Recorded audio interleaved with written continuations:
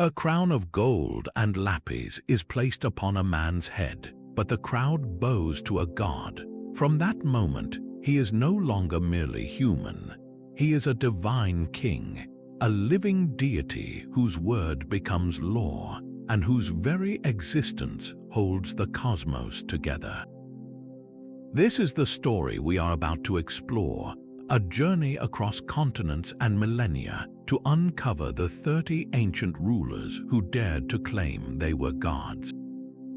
You will discover the incredible, true stories of leaders who wielded divinity as the ultimate tool of power.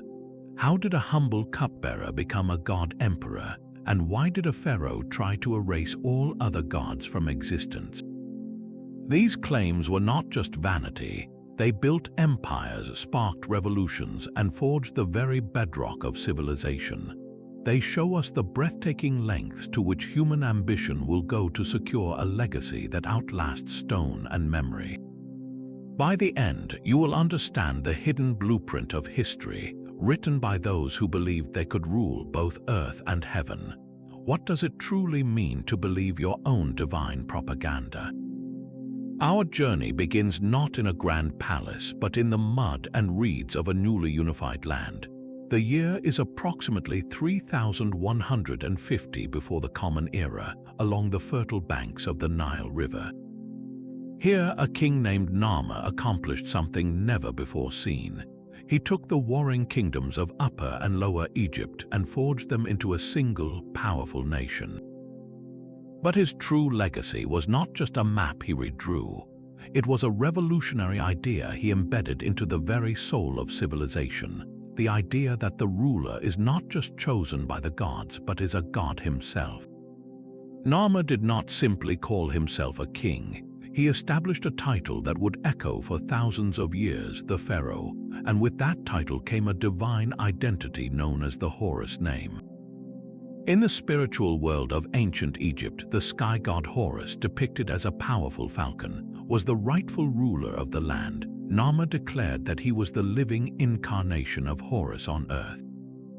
This was not a vague spiritual connection. It was a direct political claim. His body was the vessel for a celestial being, making his authority absolute, his decisions infallible, and his rule the natural order of the cosmos.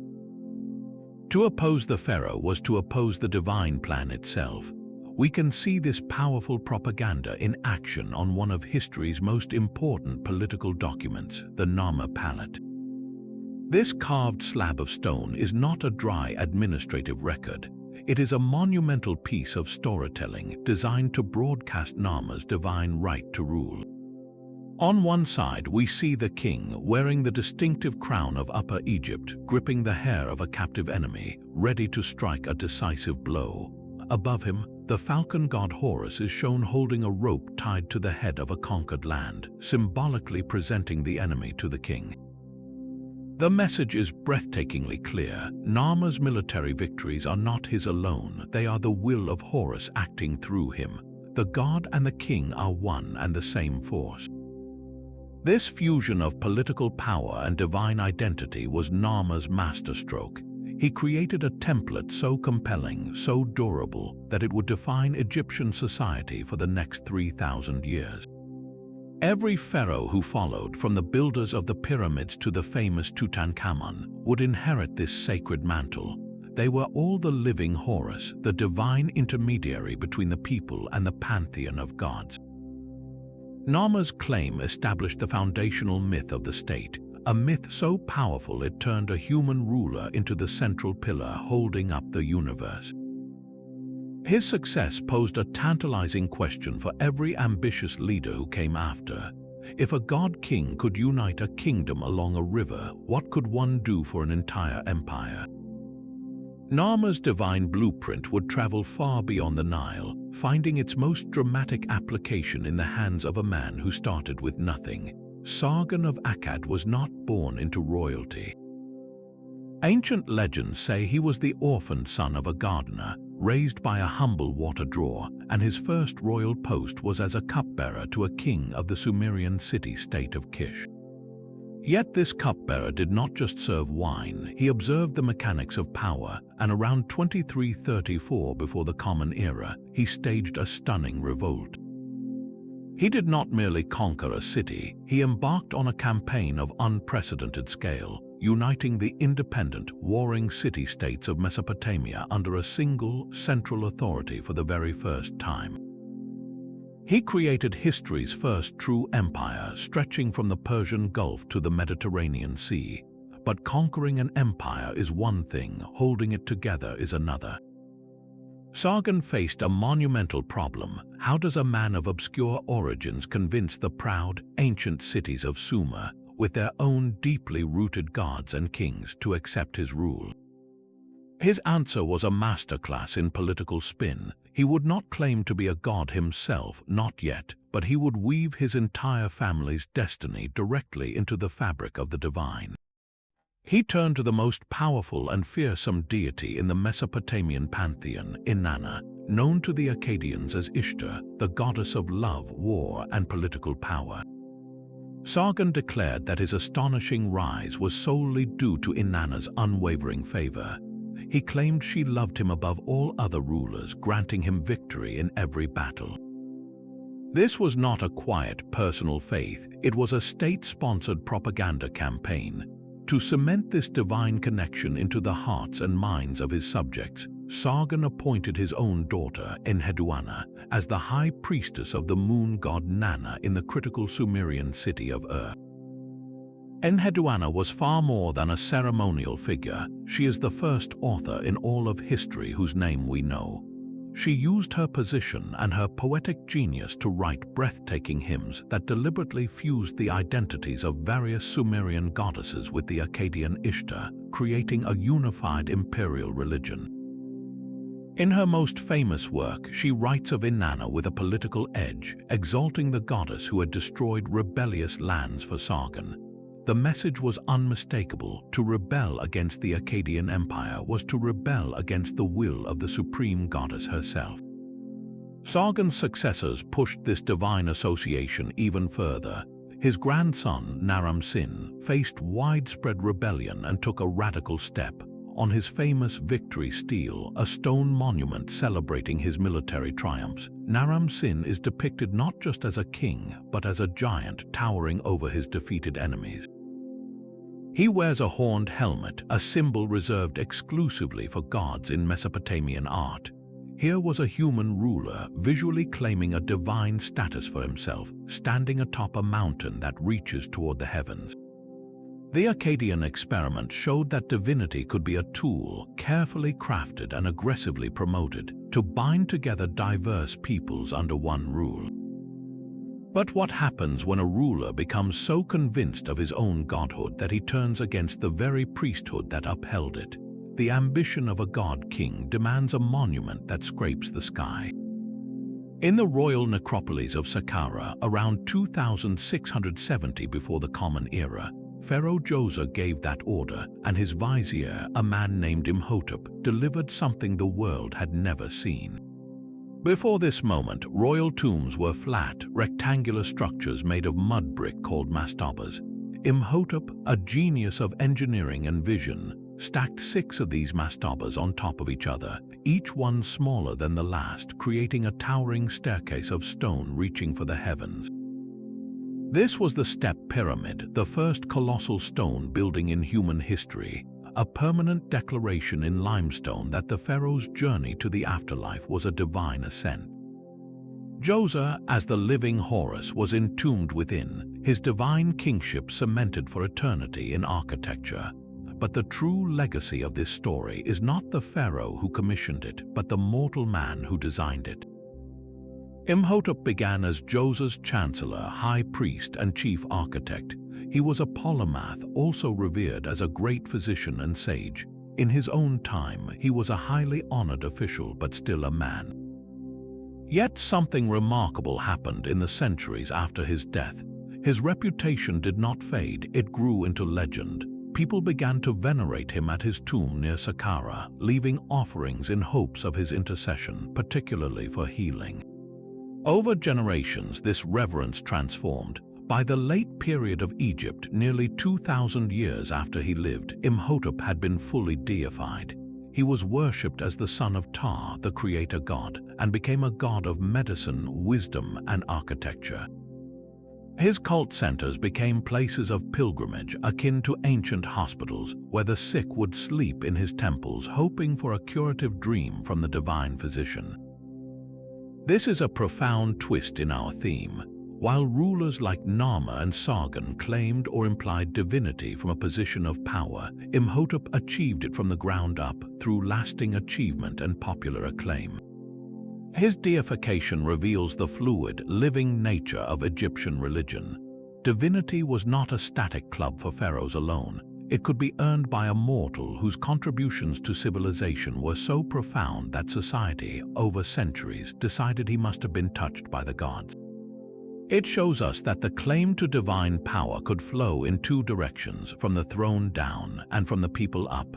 This sets the stage for a ruler who would try to control that divine conversation completely, attempting to rewrite the entire spiritual rulebook of his kingdom with a single, shocking decree. The fluid path to divinity carved by the people for Imhotep would soon be slammed shut by a pharaoh who demanded all worship flow through him alone. In the 14th century before the Common Era, a new king ascended the throne of Egypt, a man we know as Amenhotep IV. For his first few years, he ruled conventionally, honoring the old gods, especially the powerful state god Ammon.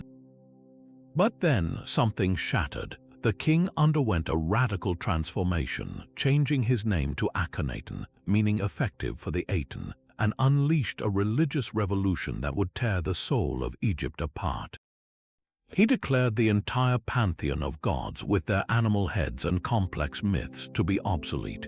In their place, he elevated a single, abstract deity, the Aten, represented simply as a radiant sun disk whose rays ended in tiny hands offering the Ankh, the symbol of life, to the royal family. This was not mere monotheism, it was a divine monopoly with the pharaoh at its absolute center. Akhenaten did not present himself as just another pious servant of a new god. He proclaimed that he alone, along with his queen Nefertiti, could commune with the Aten. He was the god's sole prophet, its only son, and the exclusive conduit through which its life-giving power reached the people of Egypt. To be cut off from the pharaoh was to be cut off from the divine itself. This theological coup was enforced with breathtaking totality. Akhenaten ordered the names and images of the old gods, particularly Ammon, to be chiseled off temples and monuments across the land. He abandoned the ancient capital of Thebes with its entrenched and wealthy priesthood of Ammon, and built an entirely new capital city in the desert, which he called Akhetoten, meaning horizon of the Aten. Here, in this isolated utopia, his vision could reign unchallenged. The artistic style of the period shifted dramatically to reflect this new reality. Gone were the idealized, stiff forms of traditional Egyptian art. In their place came a startling, almost surreal naturalism. Akhenaten was depicted with an elongated face, a slender neck, a rounded belly, and wide hips, a radical departure from the godlike athletic pharaohs of the past. This was not necessarily a realistic portrait, but likely a deliberate new iconography meant to show him as a unique, androgynous vessel of the Aten's creative force, a living symbol of rebirth. The effect on society was profound and devastating. The traditional festivals that structured the year, the local priests who served communities, the entire economy of offerings and temple workshops, all were dismantled. The people, accustomed to a personal relationship with gods like Osiris or Hathor, were left spiritually adrift, permitted only to worship the distant Aten by worshipping its son, the king. Akhenaten's reign was the ultimate experiment in consolidating divine power, an attempt to be not just a god-king but the only bridge between heaven and earth. His revolution, however, died with him. The traditional forces he suppressed proved too powerful, and his successors, including the famous boy King Tutankhamun, worked feverishly to restore the old gods and erase Akhenaten's name from history, branding him the heretic king. His extreme gamble shows the terrifying potential of a ruler who believes his own divine propaganda completely, but also its ultimate fragility. If such a sweeping claim could collapse so completely in Egypt, where else might a different kind of god-king rise, one whose divinity was written not in stone but in the very stars? While Akhenaten's radical monotheism crumbled, the old gods roared back with a vengeance, and no pharaoh harnessed their restored power more masterfully than Ramesses II. His reign, stretching an incredible 66 years, was not just a period of empire building. It was the greatest propaganda campaign the ancient world had ever seen. Ramesses understood that divinity was not a private faith but a public spectacle, and he used stone and scripture to craft a legend of his own invincible godhood. Where Akhenaten tried to erase the pantheon, Ramesses wove himself directly into its fabric, becoming an inseparable thread in the tapestry of Egyptian religion. He did not claim to replace the gods. He made himself their favorite son, their partner, and in the eyes of his people, their equal. His strategy was one of overwhelming presence, ensuring that for centuries after his death, one could not look upon the gods without also seeing the face of Ramesses. This divine association was carved into the very landscape of Egypt. At the Temple of Abu Simbel, his most audacious project, 4 colossal statues of Ramesses, each over 65 feet tall, sit eternally enthroned at the entrance, gazing across the Nile. They are not guarding the temple, they are the temple. Inside, the walls depict scenes where the gods do not merely acknowledge him, they embrace him. In one powerful relief, the creator god Thoth takes Ramesses by the hand, a gesture of intimate favor and kinship. In another, Amun-Ra, the king of the gods, offers him the curved sword of victory. These were not subtle hints, they were explicit declarations in permanent stone that the gods themselves had chosen Ramesses as their representative on earth, blurring the line between worshipper and worshipped. Nowhere was this crafted narrative more crucial than in the aftermath of the Battle of Kadesh. This clash against the Hittite Empire was in truth a near disaster for Egypt. Ramesses, perhaps overconfident, led his forces into a clever trap. His army was divided and he himself was nearly captured, only escaping through a combination of personal bravery and the timely arrival of his reinforcements. A lesser king might have buried this embarrassing episode. Ramesses transformed it into his defining moment of divine intervention. Across the walls of his temples at Luxor, Karnak, Abydos, and Abu Simbel, he commissioned vast, detailed accounts of the battle. These inscriptions tell a very different story. They describe Ramesses abandoned by his fleeing troops, standing alone against the entire Hittite army. And he was not truly alone, for the god Amun himself answered his desperate prayer. The texts quote the god's voice saying, "I am with you, I, your father. My hand is with you." In the accompanying reliefs, we see divine arrows scattering the enemy and Ramesses, portrayed as a giant, single-handedly cutting down swaths of Hittite charioteers. The message was unambiguous. Ramesses did not win through military strategy alone. He prevailed because he was a living god, fighting with the direct physical aid of the pantheon. His ultimate act of self-deification, however, was institutional. Ramesses established a formal cult dedicated to the worship of his own name and likeness. In his mortuary temple, known as the Ramesseum, and in temples throughout Nubia and Egypt, he had statues of himself placed in the sacred inner sanctuaries, right alongside the statues of Ptah, Amun, and Ra. Priests were appointed to make daily offerings to these statues of the king, performing the same rituals of clothing, anointing, and feeding that were performed for the gods. This was not just vanity, it was a theological revolution in practice. It meant that during his own lifetime, the spirit, or Ka, of Ramesses II was receiving divine worship as a standard part of the state religion. He had bureaucratized his own divinity, ensuring that the machinery of faith worked daily to uphold his eternal power. His long reign allowed this cult to become normalized, a routine part of Egyptian spiritual life. By the time he finally died, the people had spent generations worshipping him as a present deity, making his transition to an official god of the afterlife seamless. Ramesses proved that the most effective divine king was not a heretic who destroyed the old ways, but a brilliant marketer who branded himself as their ultimate fulfillment. But if a pharaoh could become a god through stone and ritual, what about a ruler whose divinity was proclaimed by an entire civilization's collapse? The sun disk of Aten and the colossal statues of Ramesses represented divinity forged by royal decree, but in the rocky highlands of Canaan, a very different kind of sacred kingship was taking shape. Here, among the tribes of Israel, a revolutionary idea emerged, one that would forever change the relationship between power and the divine. This was the concept of the Messiah, the Anointed One.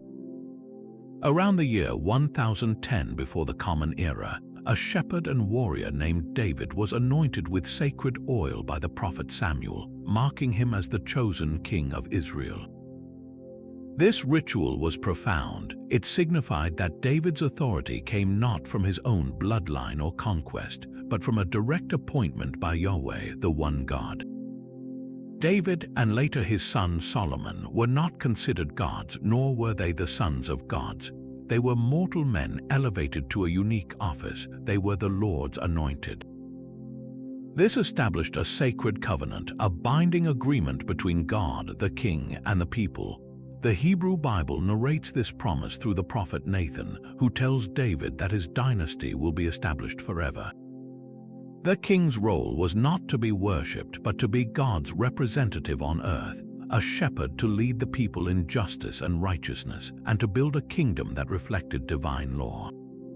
Solomon's legendary wisdom, his construction of the first temple in Jerusalem, these were seen as fulfillments of this covenant, evidence of God's favor resting upon a faithful king.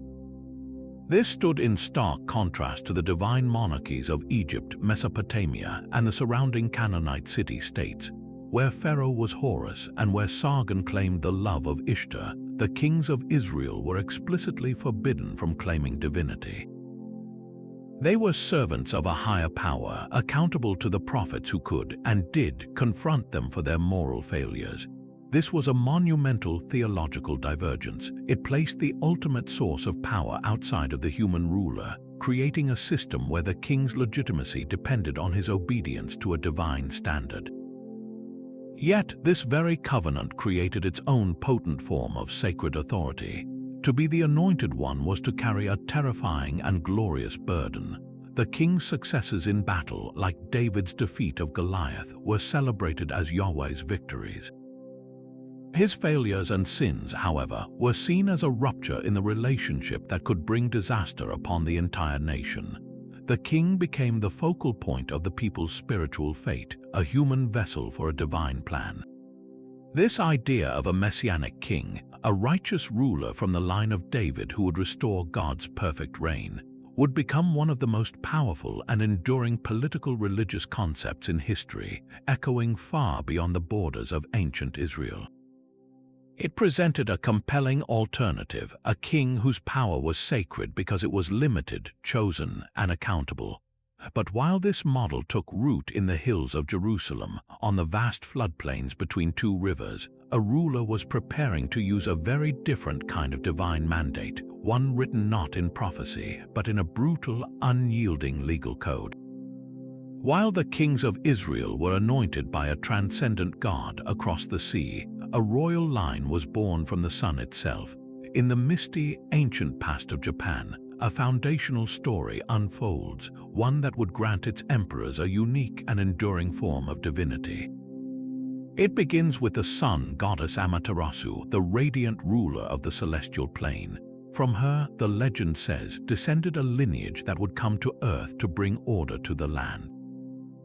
Her grandson, Ninigi, was sent down from the heavens carrying three sacred treasures, a mirror, a jewel, and a sword, symbols of the imperial authority. And from Ninigi, generations later, came a prince named Jimmu, Around the legendary date of 660 before the Common Era, this prince embarked on a great eastern expedition from the region of Hyuga. He battled local chieftains, was guided by a mystical three-legged crow, and after a long campaign, finally established his capital in the fertile Yamato plain. There he ascended as Emperor Jimmu, the legendary first emperor of Japan. His story, compiled centuries later in texts like the Kojiki and Nihon Shoki, was far more than a simple founding myth. It established an unbreakable theological principle for the state. The emperor was not merely a political leader. He was an arahitogami, a living god in human form, a direct bloodline descendant of the sun goddess Amaterasu. This was not a metaphorical claim of divine favor like Sargon's or a political title like the pharaoh's Horus name. This was a genealogical fact embedded in the nation's origin story. The emperor stood as the highest priest of Shinto, the indigenous spiritual tradition of Japan, serving as the essential intermediary between the kami, the sacred spirits of nature and ancestors, and the Japanese people. His primary duty was to perform the rituals that maintained the harmony between the human and spiritual worlds, ensuring the prosperity and safety of the nation. For centuries, this belief in the emperor's divine essence was the bedrock of Japanese culture and political structure. It created a society where loyalty to the emperor was synonymous with loyalty to the divine order itself. The imperial institution became the eternal, unchanging center around which all else revolved, surviving civil wars, shogunates, and feudal upheavals because his sacred person was considered above the fray of everyday politics. This profound concept reached its most extreme political application in the 19th and 20th centuries, during Japan's rapid modernization and militarization. The Meiji Restoration reinstated the emperor as the direct ruler, and the state actively promoted an ultra-nationalist form of Shinto called State Shinto. Emperor Hirohito, in this framework, was not just a symbol, he was the literal, living embodiment of the national polity, a divine sovereign whose will was absolute. This belief fueled a fanatical devotion that shaped Japan's actions up to and through the Second World War. The catastrophic end of that war forced a seismic shift. Under the Allied occupation, and as a condition for maintaining the imperial institution, Emperor Hirohito delivered his famous Humanity Declaration on January 1, 1946. In this radio address, he explicitly stated, "The ties between us and our people are not predicated on the false conception that the emperor is divine, and that the Japanese people are superior to other races and destined to rule the world." With those words, the formal, state-enforced doctrine of the emperor's divinity, which had stood for over a millennium, was officially renounced. The arahitogami stepped down from the celestial plane, becoming a symbol of the state and the unity of the people under a new, democratic constitution. The story of Emperor Jimmu's legacy demonstrates the incredible power of a founding myth, how a story of divine descent could forge a national identity so potent it would shape a civilization's destiny for nearly 2,600 years. It shows that a claim to godhood, when woven into the very fabric of a people's origin, can become the most resilient form of authority imaginable. The divine covenant of Israel created a template for a sacred king, but it took a foreign conqueror to fulfill its most unexpected prophecy. In the year 539 before the Common Era, the mighty walls of Babylon fell not to a siege but to a clever strategy. The Persian king Cyrus diverted the Euphrates River, allowing his troops to march through the riverbed and into the city under the cover of night. The Neo-Babylonian Empire, which had held the Jews in captivity for decades, collapsed almost without a fight. But Cyrus the Great's true genius was not in how he took Babylon, but in what he did immediately afterward. He understood that to rule a vast, multi-ethnic empire, brute force was not enough.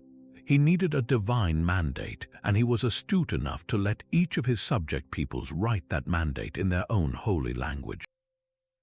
His masterstroke was the Cyrus Cylinder, a small clay document often called the first charter of human rights. Inscribed in Babylonian cuneiform, it tells a story tailored for its audience.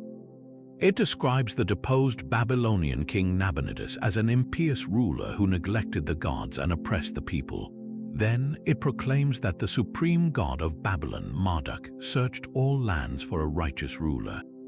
Marduk, the text says, took Cyrus by the hand, called him by name, and appointed him to bring justice and peace to Babylon. To the Babylonians, Cyrus was not a foreign oppressor. He was Marduk's own chosen instrument of restoration. He then proved this by rebuilding temples and returning statues of gods to their home cities, acts of profound political piety. But Cyrus did not stop with one god. He applied this same brilliant theology of liberation to every major group in his new empire.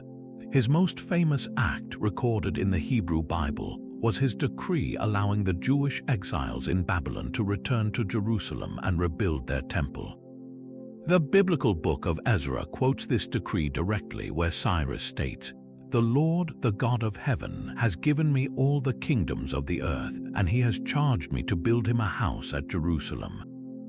Even more stunning is the book of Isaiah, where the prophet refers to this Persian king, this worshipper of other gods with the most sacred title in Jewish tradition. Isaiah calls Cyrus God's Mashiach, his anointed one, his Messiah. He is described as a shepherd who will execute God's purpose, a man whose right hand God has grasped to subdue nations.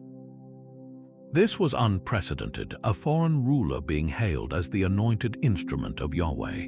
Cyrus' strategy was a breathtaking exercise in religious branding. He presented himself not as a god-king, but as the humble, divinely appointed servant of every god. To the Babylonians, he was Marduk's king. To the Jews, he was Yahweh's Messiah. To the Egyptians, he would later be portrayed as a pharaoh chosen by their gods. He created a flexible, inclusive form of sacred kingship where his legitimacy was confirmed by the highest authority in every culture he ruled. He did not impose a single, top-down divine identity. Instead, he positioned himself as the universal answer to every people's prayers for a just ruler. In doing so, he built an empire held together not by fear of a single god-king, but by the grateful loyalty of many nations, each believing their own deities had sent him. This raised a fascinating question. If a ruler could be all things to all people, what would happen when a conqueror tried to force the entire world to worship a single mortal man as a universal god? Cyrus mastered the art of being a different messiah to every nation, but one young conqueror would demand the entire world see him as the same god. Alexander of Macedon, barely 20 years old when he crossed into Asia, began his campaign as a mortal king seeking vengeance against the Persian Empire. Yet with every victory, his ambition swelled beyond earthly thrones. His journey toward divine status began not on a battlefield, but in the shifting sands of the Libyan desert. After conquering Egypt with startling ease, Alexander made a perilous pilgrimage to the remote oasis of Siwa, home to the legendary oracle of Zeus Ammon. This was a fusion deity combining the Greek king of the gods, Zeus, with the Egyptian ram-headed god Ammon, whom the Greeks equated with Ammon. Why would a busy military commander risk such a dangerous trek? He sought not tactical advice, but a cosmic endorsement. Ancient sources, like the historian Plutarch, tell us that upon entering the oracle's inner sanctuary, the high priest greeted Alexander with a remarkable phrase. Instead of the usual Greek salutation, he allegedly said, "O Paidion," meaning, "O my son." But due to his accent, Alexander reportedly heard, "O Paidios," which translates to, "O son of Zeus." Whether this was a genuine misunderstanding or a brilliantly staged piece of theater, the result was the same. Alexander emerged from the temple proclaiming the oracle had confirmed his divine sonship. He was no longer just the king of Macedon, he was Alexander, son of Zeus Ammon. This was a seismic shift. For his Greek and Macedonian soldiers, raised on stories of heroes like Heracles who were sons of Zeus, this was a dangerous blurring of lines.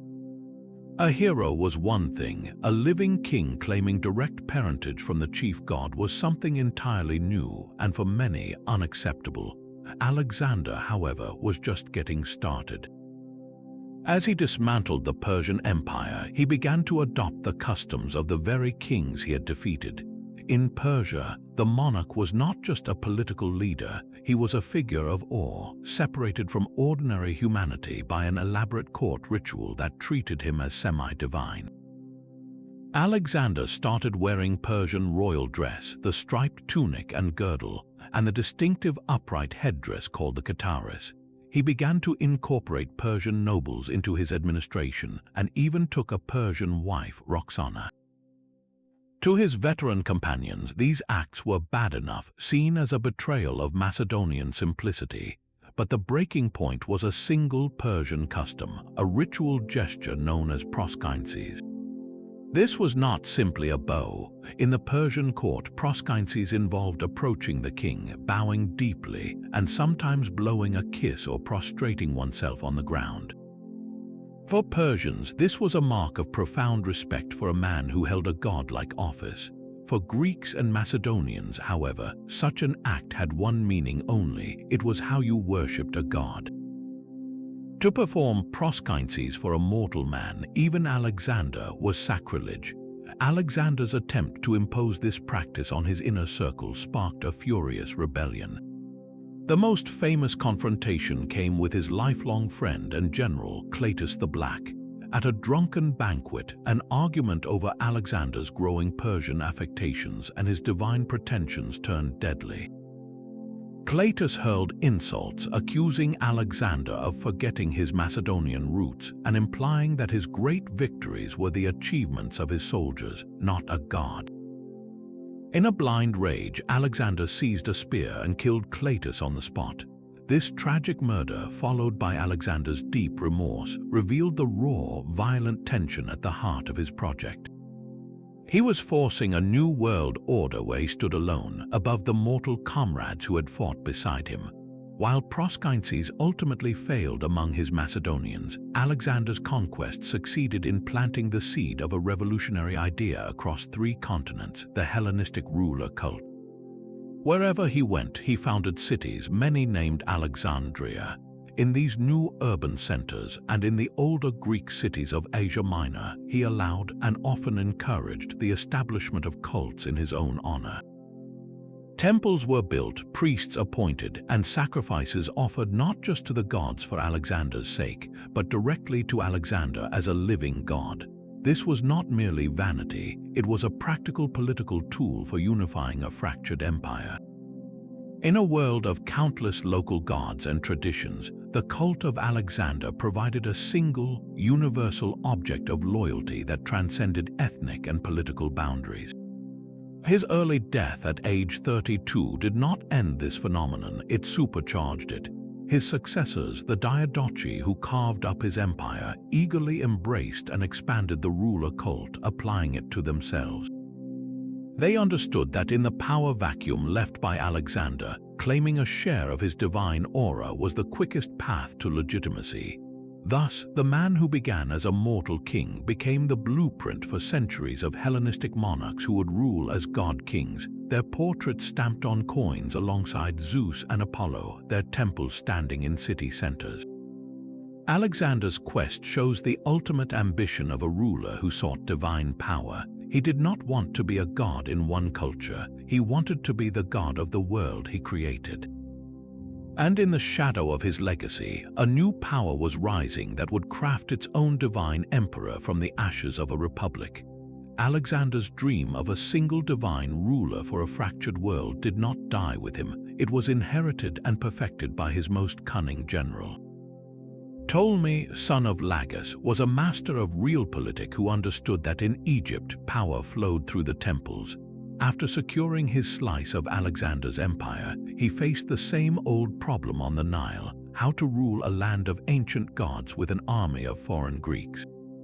His solution was not to conquer the Egyptian pantheon, but to invent a new god from its spare parts, one designed for political unity.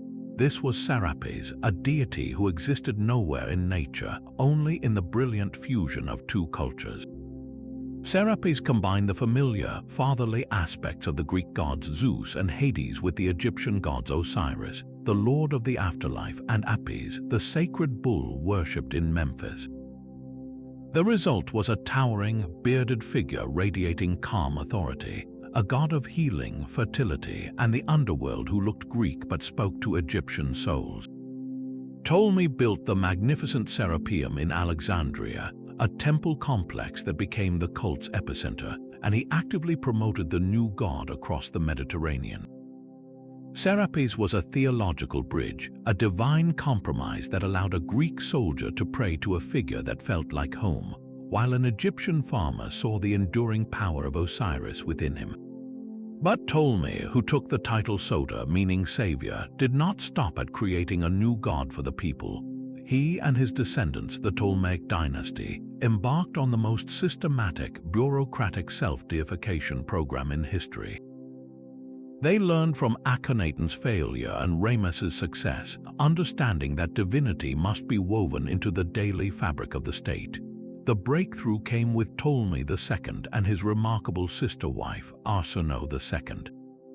They were not content with posthumous worship. While still very much alive and ruling, they were officially proclaimed the Theoi Adelphoi, the sibling gods. Coins were minted with their portraits crowned with divine diadems, and decrees were dated to their sacred reign. Arsinoe, in particular, was granted extraordinary honors with her own cult, temples, and a religious festival, the Arsinoea, celebrated with athletic games and processions.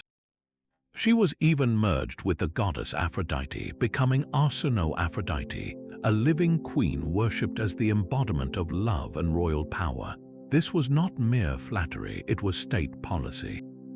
The Ptolemies built massive temples like the one at Edfu dedicated to Horus, but they ensured their own images were carved into the sacred walls, performing rituals for the gods as equals or receiving blessings directly from them. They established a vast network of priestly positions, often held by Greeks, whose primary duty was to maintain the cult of the living rulers. Rituals for the royal gods were as elaborate as those for Serapis or Isis, involving daily offerings, hymns, and grand public festivals that blurred the line between patriotic celebration and religious worship. The Ptolemies turned Alexandria into a stage for their own divinity, a city where the tomb of Alexander the Great, the Soma, stood as a pilgrimage site, and where the ruling family in the royal palace were themselves the objects of veneration. They created a closed, self-sustaining system where political loyalty and religious devotion became indistinguishable. To honor the king was to perform a sacred duty, to pay taxes was to support the divine order, and to rebel was an act of impiety. This meticulously crafted machine of sacred kingship powered one of the wealthiest and most stable Hellenistic kingdoms for nearly 300 years. It proved that a manufactured god and a royal family of living deities could be the most effective glue for a diverse empire. Yet it also set a perilous precedent, showing future rulers that divinity could be a matter of clever marketing and administrative decree. What would happen when this Ptolemaic model of a state-managed god-king sailed west to a republic that had just murdered its last king and was deeply suspicious of anyone who smelled of royalty? The seamless fusion of god and king perfected by the Ptolemies would have seemed like dangerous foreign magic to the philosophers of ancient China. For them, the cosmos operated on a different, more elegant principle, one of balance and moral order known as the mandate of heaven. This was not a claim of literal divine bloodline, but a profound conditional contract between the ruler and the universe itself.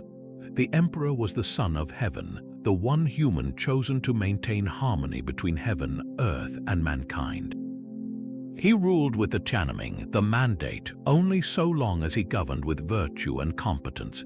Natural disasters, peasant revolts, or military defeats were not mere misfortunes. They were signs the mandate was withdrawing, that heaven was revoking its favor, and a new, more worthy dynasty could rightfully seize power. It was a system that justified both rule and revolution, all under a celestial authority. Into this philosophical framework stepped a king of the Qin state who would not just earn the mandate, he would seek to own it, to bend the very cosmos to his will. His name was Ying Zheng, and he would become Qin Shi Huang, the first emperor.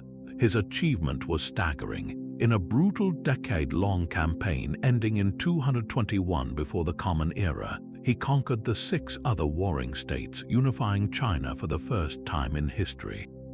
He did not just win a war, he forged a new civilization. He standardized everything from the written script and the axle widths of carts to the currency and the system of weights and measures, imposing a radical uniformity designed to make his vast realm manageable. He connected the old defensive walls of the conquered states into the First Great Wall, a literal and symbolic barrier between his ordered empire and the chaotic barbarian world beyond. To rule this unprecedented entity, the old title of Wang, meaning king, was insufficient. He needed a name that echoed through eternity, so he created one, Huangdi. This was a masterstroke of political branding. Huang was a term for legendary sage rulers from China's mythical Golden Age, while Dai referred to the high god of the Shang dynasty, the supreme deity of the sky.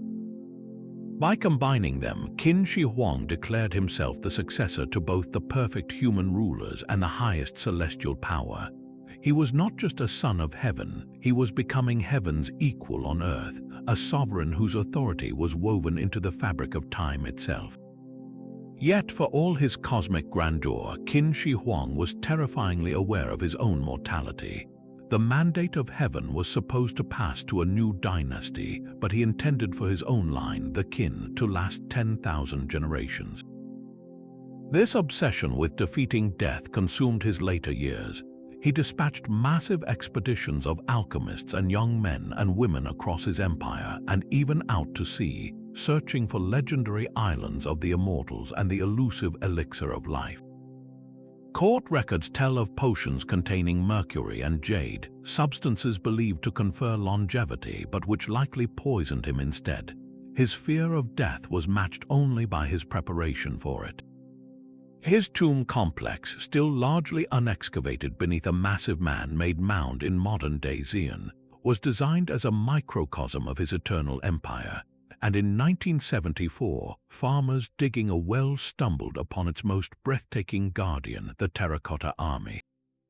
This was not a symbolic handful of statues. It was a complete, full-scale military garrison frozen in time, comprising over 8,000 life-sized soldiers, each with unique facial features, along with horses, chariots, and weapons. They were arranged in precise battle formation, facing east toward the old conquered states, ready to defend their emperor in the afterlife for all eternity. The tomb itself, described by the ancient historian Sima Qian, is said to contain replicas of palaces, rivers of flowing mercury, and a ceiling inlaid with pearls to represent the stars. It was a duplicate universe, a bureaucratic and military machine designed to function forever under his command. Qin Shi Huang's reign presents the ultimate paradox of the divine ruler.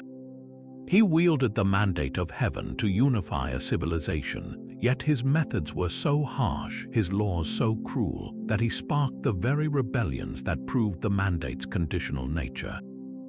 He sought to become an immortal Huangdi, a permanent fixture of the cosmic order, but his physical body succumbed to the very poisons he hoped would save him. His dynasty collapsed just 4 years after his death, a stark demonstration of the mandate being violently withdrawn.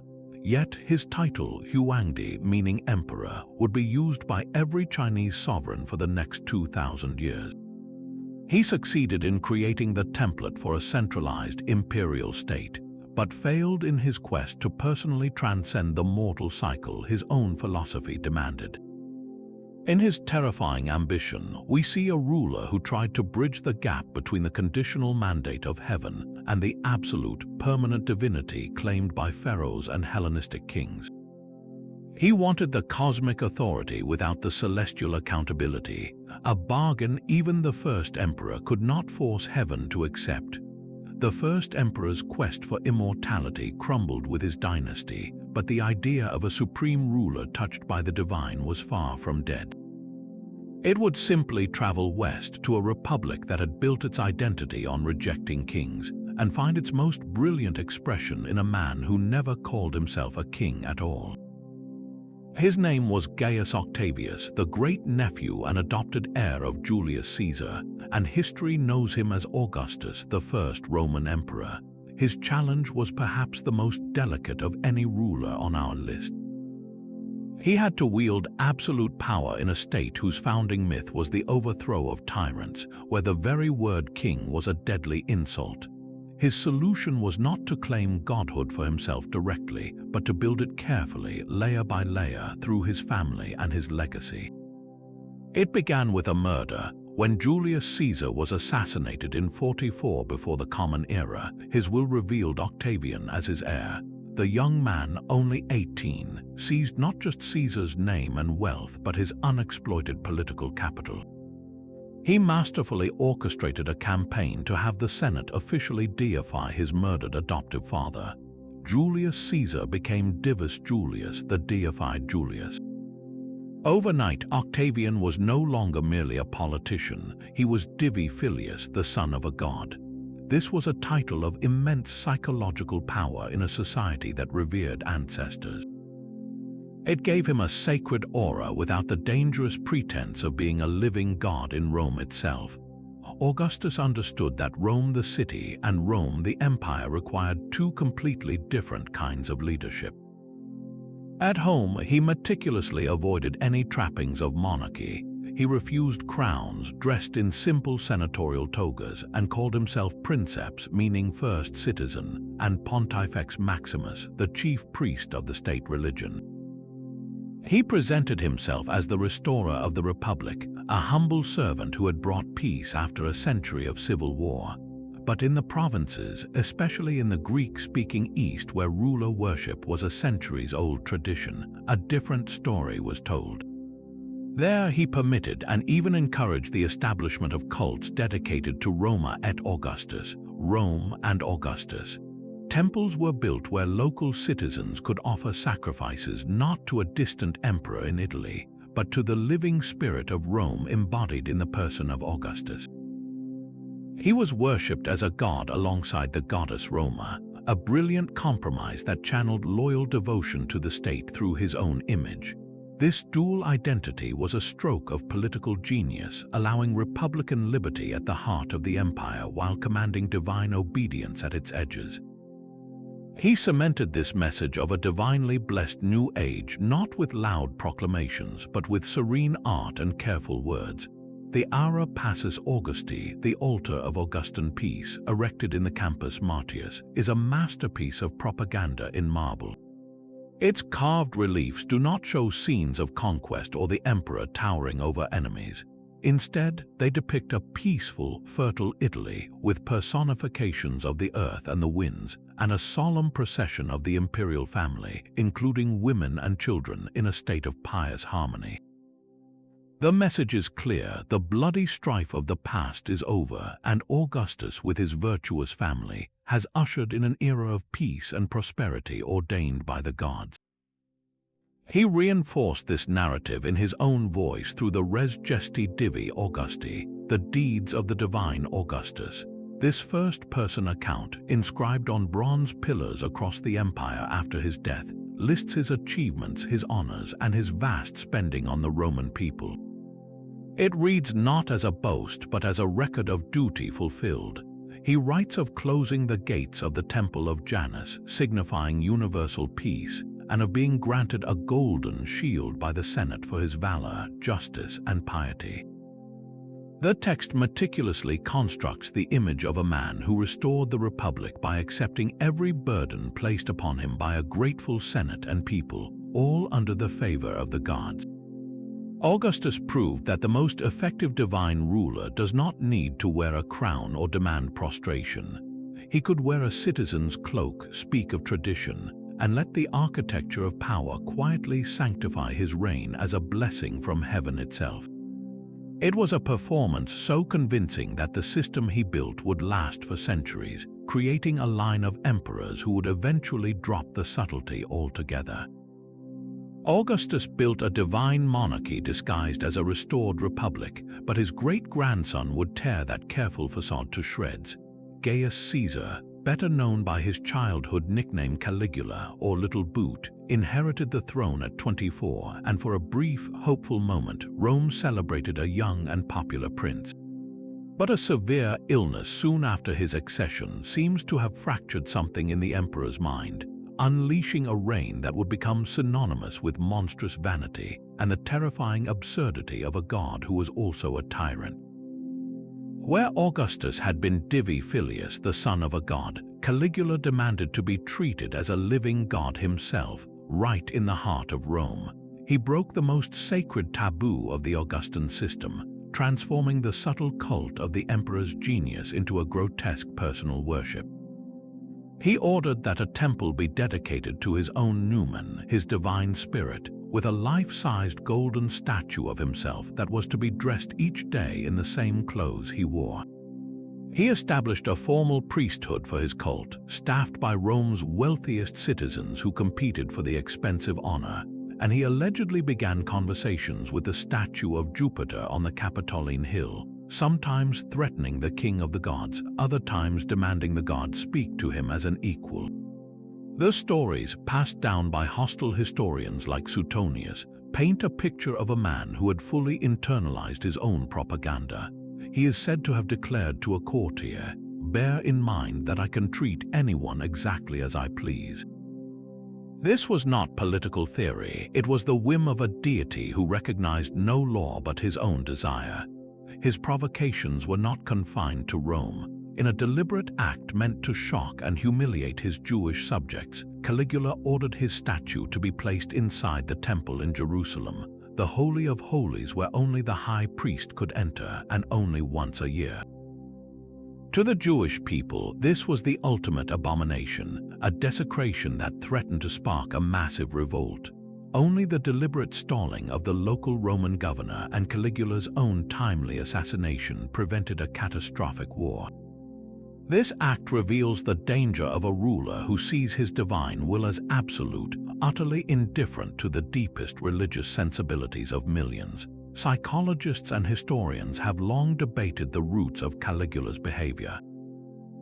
Was it the trauma of his family's brutal purges under Tiberius, the neurological damage from his illness, or the simple, corrupting effect of absolute power on a young, unstable mind?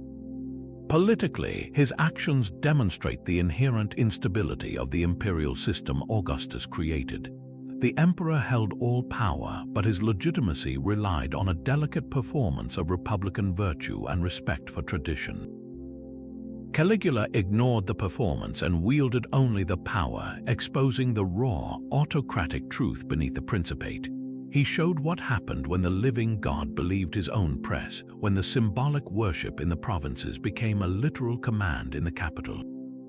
His short, chaotic reign served as a grim lesson for the emperors who followed, a warning of the madness that awaited those who failed to balance the reality of divine pretension with the political necessity of at least pretending to be human.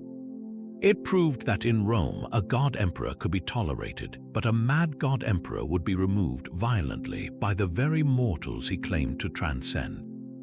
Caligula's violent end proved the Roman Senate still had teeth, but a later emperor would build a palace so grand he believed no dagger could ever reach him. That man was Domitian, the last of the Flavian dynasty, who ruled with an iron fist and a divine title that left no room for the old republican illusions. He demanded to be addressed not as princeps but as Dominus et Deus, Lord and God. This was no subtle nod to his deified father, Vespasian. It was a direct, explicit command for worship from every senator, official, and citizen. In the heart of Rome, the fiction of the first citizen was dead. The emperor was now an absolute monarch, a living deity whose will was law and whose court was a temple. Domitian's divine pretensions were carved into the very stone of the city. His most lasting monument was the vast Flavian palace, the Domus Augustana, which he built atop the Palatine Hill. This was not merely a residence, it was a stage for his godhood. Visitors approaching the palace would pass through a series of increasingly magnificent courtyards and halls, each designed to overwhelm and humble. The throne room was a masterpiece of psychological architecture, with the emperor seated at one end on a raised dais, bathed in light from a specially designed apse, appearing less like a man and more like a cult statue brought to life. The message was inescapable. To enter his presence was to enter the sanctuary of a god. He reinforced this with an aggressive building program across the empire, restoring temples and funding games, not out of civic duty, but to demonstrate his role as the universal benefactor, the divine patron of the Roman world. This uncompromising demand for divine honors created enemies in every quarter. For the traditional senatorial aristocracy, being forced to grovel before a man they considered their peer was a profound humiliation. Historians like Tacitus and Suetonius, who wrote under later, more senatorial-friendly emperors, painted Domitian as a paranoid tyrant, holding treason trials and executing rivals in a reign of terror. His insistence on being dominus et deus was the core of their indictment, proof of his megalomania. But the conflict reached its most fatal point with communities whose faith forbade such worship. During Domitian's reign, the refusal to participate in the imperial cult became a capital offense for two groups in particular, Christians and Jews. For Christians who confessed Jesus as Lord, offering a pinch of incense to the emperor's statue was an act of apostasy. For Jews who paid a tax for the right to abstain from emperor worship, Domitian was notoriously harsh, aggressively collecting the tax and persecuting those he suspected of evading it. Their steadfast refusal was seen not as religious conscience, but as treason against the divine state embodied in the emperor. This combustible mix of senatorial resentment and religious defiance ignited the plot that would end him. In 96 Common Era, Domitian's own court officials, including his wife Domitia, conspired with members of the Praetorian Guard. The assassins struck in the heart of his divine sanctuary, his palace. The man who declared himself Lord and God was killed by the very mortals who served him, a stark and bloody reminder that in Rome, even a god-emperor was not immune to the knives of men. The Senate immediately condemned his memory, ordering his statues torn down and his name erased from inscriptions, a practice known as damnatio memoriae. Domitian's fate posed a haunting question. If a ruler builds his power on the claim of being a god, what happens when his subjects simply stop believing? Domitian's corpse was still warm when the Senate declared him a tyrant, but in a distant province, another king faced a far more complex divine dilemma. Herod, called the Great, ruled Judea not by the will of his people but by the appointment of Rome. His power came from a piece of parchment signed by the Roman Senate and the favor of men like Mark Antony and Augustus. To the empire, he was a reliable client king, a buffer between Roman order and a notoriously difficult province. But to the Jewish people he governed, he was an outsider, an Idumean by birth, a man whose family had converted to Judaism, and a ruler whose authority clashed with their most fundamental belief that God alone was sovereign. Herod's entire reign became a desperate, monumental effort to solve this impossible equation, to build a legitimacy that both Rome and Jerusalem could accept. His tool was not the sword alone, but the chisel and the trowel. He launched the most ambitious building program in Judean history, transforming the landscape into a testament to his power and piety. He built entire cities from the ground up, like Caesarea Maritima, a gleaming Roman-style port city complete with a temple dedicated to Augustus and Roma. This was a clear signal to his Roman patrons, a city named for the emperor that served as a center of imperial cult and Roman administration. But his masterpiece, the project meant to win the hearts of his Jewish subjects, was the breathtaking expansion of the Second Temple in Jerusalem. He did not just repair the old structure, he rebuilt it on a colossal scale, doubling the size of the Temple Mount itself with massive retaining walls, some stones weighing over 500 tons. The result was a complex of courtyards, colonnades, and gates of such dazzling white marble and gold that it was said, "He who has not seen the Temple of Herod has never seen a beautiful building." This was his grand bargain in stone. By glorifying the house of the one God of Israel, he hoped to prove himself a faithful and legitimate king in the eyes of a skeptical populace. Yet for all its splendor, the temple project highlighted the core tension. Herod could build the platform, but he could not enter the temple's inner sanctum. As a non-hereditary king and not a priest, his presence in the most sacred spaces was restricted by Jewish law. He was the benefactor, but never the high priest, the builder who remained outside the true center of spiritual power. This distance bred a deep, corrosive paranoia. Herod's court was a nest of intrigue, with multiple wives, ambitious sons, and constant rumors of plots against his life. He had his beloved wife Marian executed on suspicion of adultery, and later, 3 of his own sons were tried and killed for allegedly conspiring against him. The Roman Emperor Augustus reportedly quipped that it was safer to be Herod's pig than his son, a dark joke noting that Herod, as a nominal Jew, would not eat pork but showed no such restraint with his own family. This paranoia found its most infamous expression in a story that would echo through centuries: the massacre of the innocents.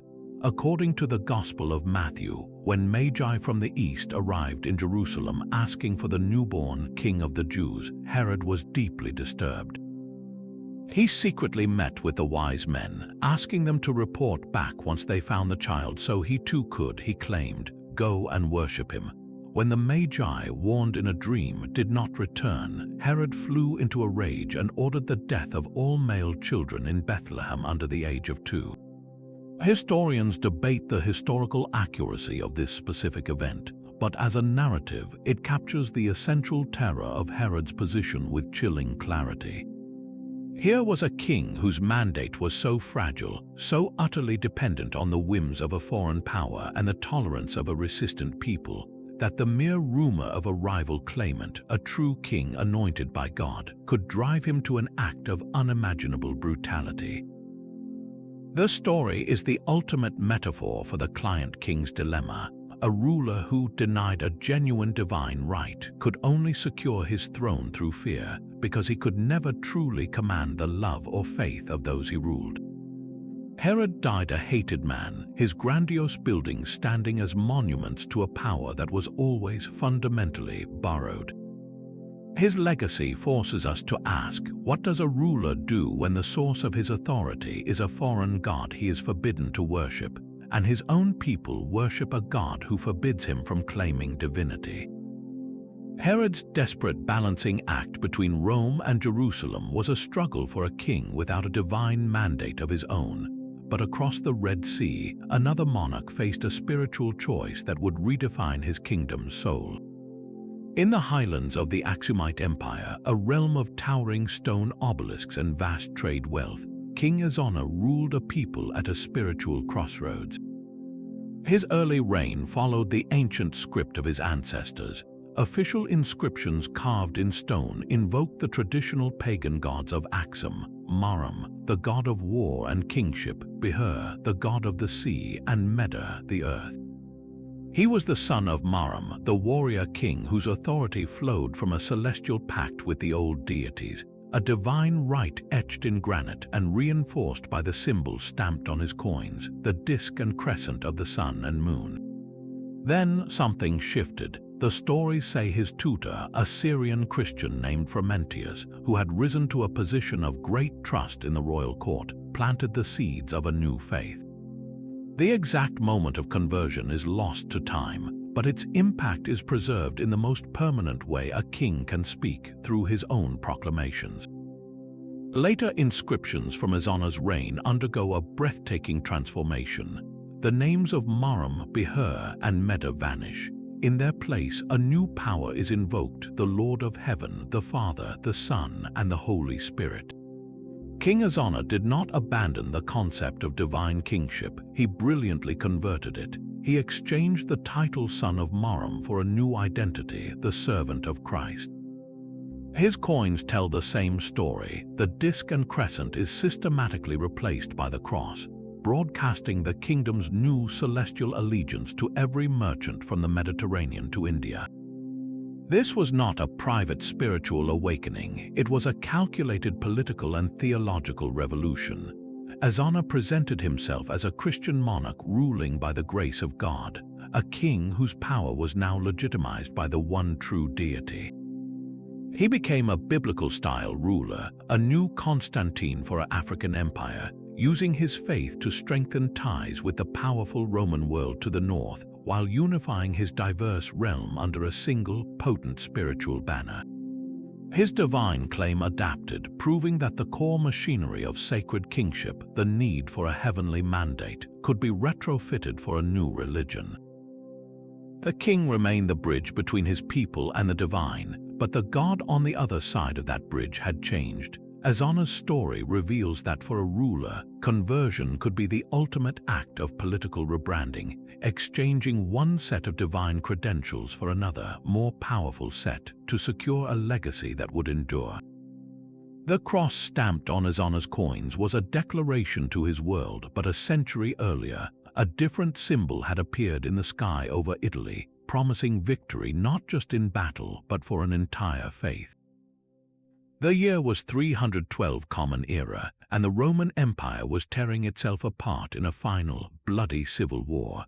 On one side stood Maxentius, who held the city of Rome itself. On the other marched Constantine, a seasoned general who controlled Gaul and Britain. Their armies converged near the Milvian Bridge, just north of the capital, for a clash that would decide the fate of the Western Empire. The night before the battle, according to accounts written years later by the Christian historian Eusebius, Constantine experienced a vision that would change history. He looked up into the sun and saw a cross of light above it, along with the Greek words en tauto nika, meaning, "In this conquer." Troubled, he prayed for understanding, and that night Christ appeared to him in a dream, commanding him to use the sign he had seen as a safeguard in all engagements with his enemies. Constantine awoke and ordered his craftsmen to inscribe the symbol on the shields of his soldiers. This was not the familiar crucifix, but the Chi Rho, the first two letters of Christ's name in Greek, looking like a P superimposed on an X. His army marched under this new divine banner, and against all odds they routed the forces of Maxentius, who drowned in the Tiber River during the chaotic retreat. For Constantine, the message was unmistakable. The old Roman gods had failed his rivals. The Christian God had delivered victory. He entered Rome not just as a conqueror, but as a convert, convinced he was the chosen instrument of a new celestial power. Constantine did not immediately declare himself a god, nor did he force a sudden conversion of the entire empire. His approach was far more strategic, a masterful political realignment that used divine favor as a tool for unity. The following year, he issued the Edict of Milan alongside his co-emperor Licinius. This was not a decree making Christianity the state religion, but a revolutionary proclamation of religious tolerance, ending centuries of sporadic persecution and restoring confiscated property to Christian communities. Constantine understood that the empire, weary from decades of internal strife, needed a new glue, a shared spiritual identity that could transcend the old pagan loyalties of legions and provinces. He positioned himself not as a priest, but as the ultimate patron and protector of the Church, God's earthly representative tasked with shepherding both the state and the faith toward harmony. This role reached its doctrinal peak at the Council of Nicaea in 325, when a fierce theological debate over the nature of Christ threatened to split the young church. Constantine did not take sides based on deep theology. He saw division as a threat to imperial stability. He summoned hundreds of bishops to Nicaea, paid their travel expenses, and presided over the opening sessions dressed in magnificent gold and purple, though he humbly referred to the bishops as his fellow servants of God. His goal was consensus, and he got it, resulting in the Nicene Creed, a foundational statement of Christian belief that condemned the Arian heresy and defined Christ as being of the same substance as God the Father. By engineering this unity, Constantine cemented his own authority as the supreme arbiter of divine truth on earth, a role no pagan Pontifex Maximus had ever played. The legacy of Constantine's divine mandate is a complex tapestry woven with threads of faith, power, and pragmatism. He built a new capital, Constantinople, as an explicitly Christian city, free from the pagan monuments and senatorial ghosts of Rome. He filled it with churches, most famously the original Hagia Sophia, and his mother Helena embarked on a famous pilgrimage to Jerusalem, where she claimed to have discovered the true cross, further sanctifying the imperial family's connection to the holy. On his deathbed, Constantine was baptized, finally completing his public journey into the faith. He had transformed the relationship between ruler and religion in the West. Before Constantine, emperors were gods or sons of gods. After Constantine, emperors were the defenders of the one God, his viceroys on earth. This model, the Christian emperor ruling by the grace of God, became the blueprint for 1,000 years of Byzantine rule and laid the ideological groundwork for the later medieval concept of the divine right of kings in Europe. He proved that the most powerful divine claim a ruler could make was not to be a deity, but to be the sole channel through which a single, all-powerful deity exercised his will on earth, uniting altar and throne in a bond that would shape continents. Constantine's Christian empire seemed an irreversible new dawn, but just a generation later, a nephew of the great emperor would try to turn back the sun itself. Julian, known to history as the apostate, was raised a Christian, but in secret, his heart turned toward the old gods and the philosophies of Plato and Homer. When he became emperor in 361, he shocked the world by openly renouncing Christianity and embarking on a breathtaking, quixotic quest to restore paganism as the soul of Rome. His was not a simple revival of blood sacrifices and ancient rites, it was an ambitious reformation. Julian saw why Christianity had spread so effectively: its organized charity, its structured clergy, its compelling theology and moral code. So he set out to build a pagan church that could compete. As Pontifex Maximus, he acted not just as emperor, but as high priest and philosopher king, writing detailed letters to pagan priests across the empire. He instructed them to live moral, exemplary lives, to establish hostels for the poor and hospitals for the sick, just as the Christians did. He urged them to develop a sophisticated pagan theology that could answer deep philosophical questions, moving beyond mere ritual to something that could capture the mind as well as the tradition. He even modeled a new pagan hierarchy, attempting to create a unified priesthood under his own leadership.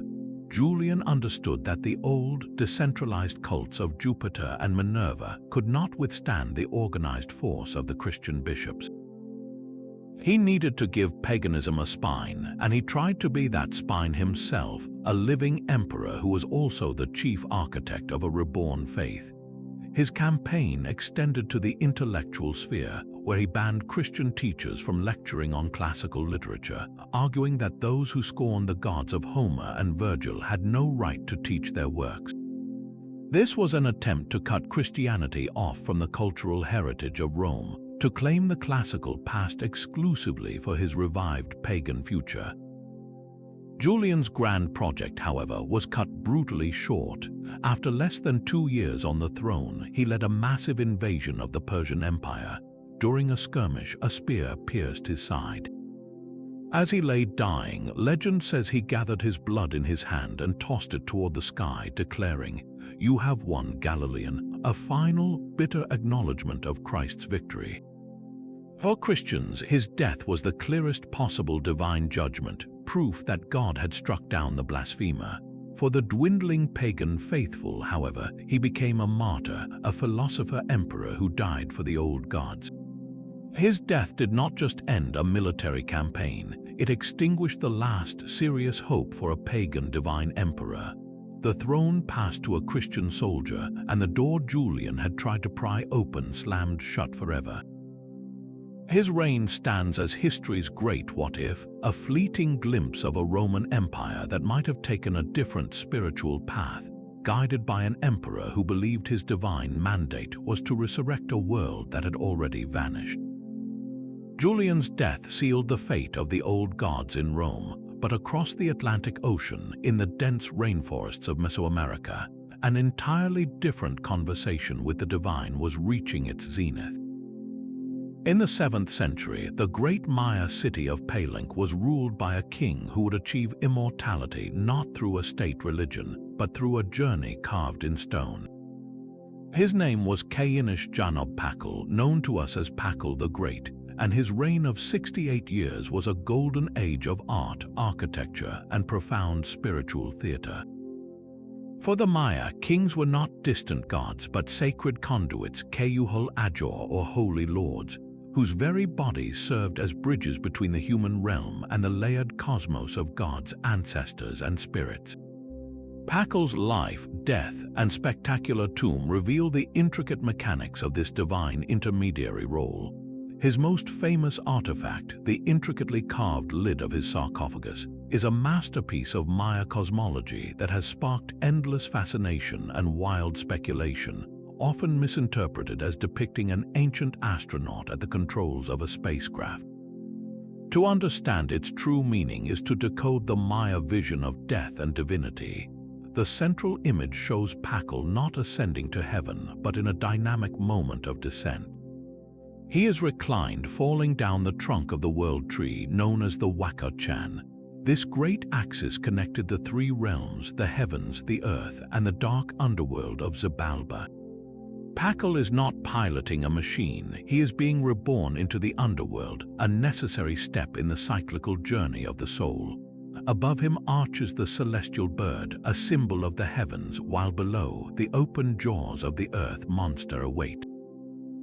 He is surrounded by glyphs and cosmic symbols, a map for his soul's voyage, ensuring he navigates the perils of Xibalba to emerge, transformed among the deified ancestors. This monumental lid was the centerpiece of a tomb that was itself a machine for apotheoses. Deep within the heart of the Temple of the Inscriptions, a pyramid Pakal commissioned for this very purpose. His body was laid to rest in a vault filled with jade, the stone of life and divinity. A jade mosaic mask covered his face, and his body was adorned with jade ornaments, preparing his physical form for its spiritual transformation. But the genius of the design extended beyond the burial chamber. A unique corbelled stone tube, known as a psychoduct, ran from the tomb up the interior stairway to the temple floor above. This was not a ventilation shaft, but a sacred conduit, a symbolic pathway for the king's spirit or way to travel after death. It allowed his essence to rise and participate in the rituals performed by his descendants in the temple above, maintaining his presence and influence as a divine ancestor. This posthumous divinity was the culmination of a lifetime of sacred performance. As a living Kayuhul Ajor, Pakal's primary duty was to communicate with the gods to ensure cosmic balance and agricultural fertility. This communication was achieved through intense personal sacrifice. He would perform bloodletting rituals, piercing his tongue, earlobes, or genitals with stingray spines or obsidian blades to collect his sacred blood on strips of paper, which were then burned. The rising smoke was believed to open a portal to the spirit world, inducing visionary trances where the king could commune directly with deities and ancestors. These acts of self-sacrifice, often depicted on stone stelae, were public demonstrations of his commitment and his unique, painful privilege as the people's link to the divine forces that governed rain, corn, and the very turning of the calendar. Pakal's entire legacy, from his bloodletting ceremonies to his final resting place, was a meticulously staged journey from Holy Lord to eternal ancestor God.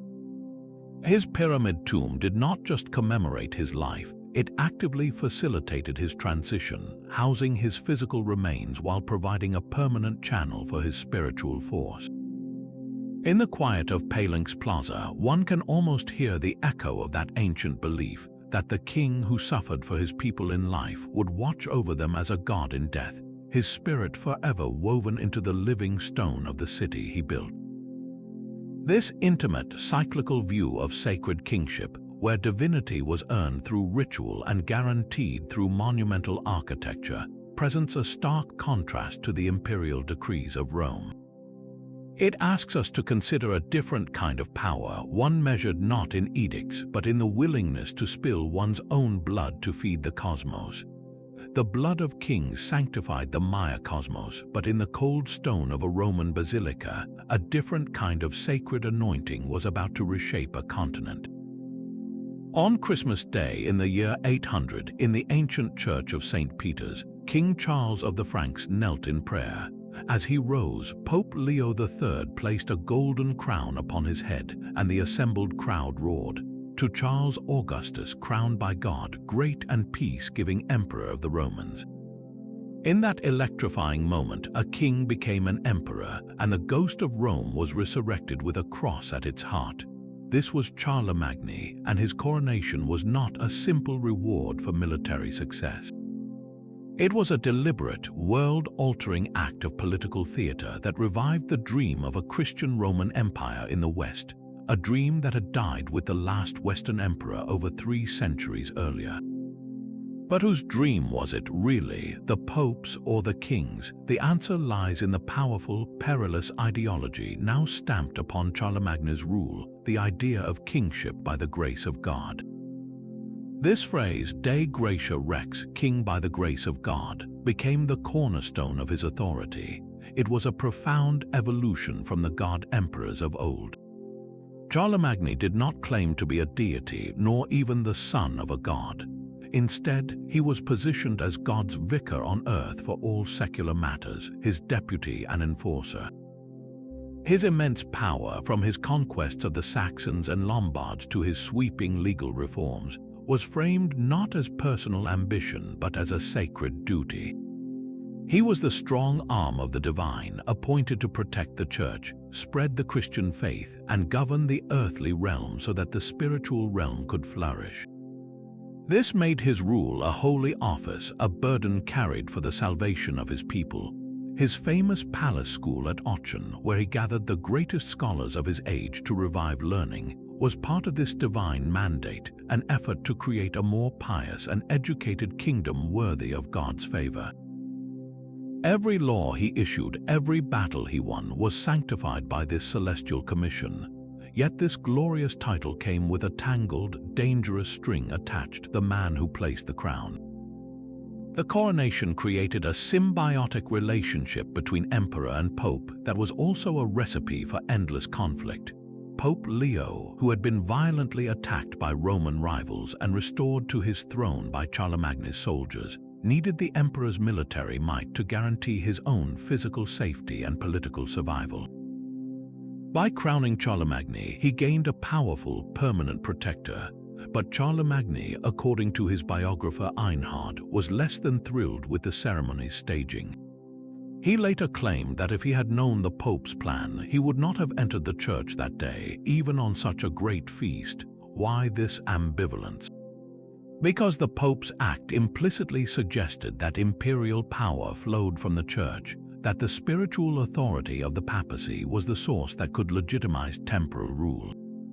This planted a seed that would grow into a bitter, centuries-long debate: who held ultimate authority in Christendom, the emperor crowned by God, or the Pope who acted as God's agent in performing the coronation.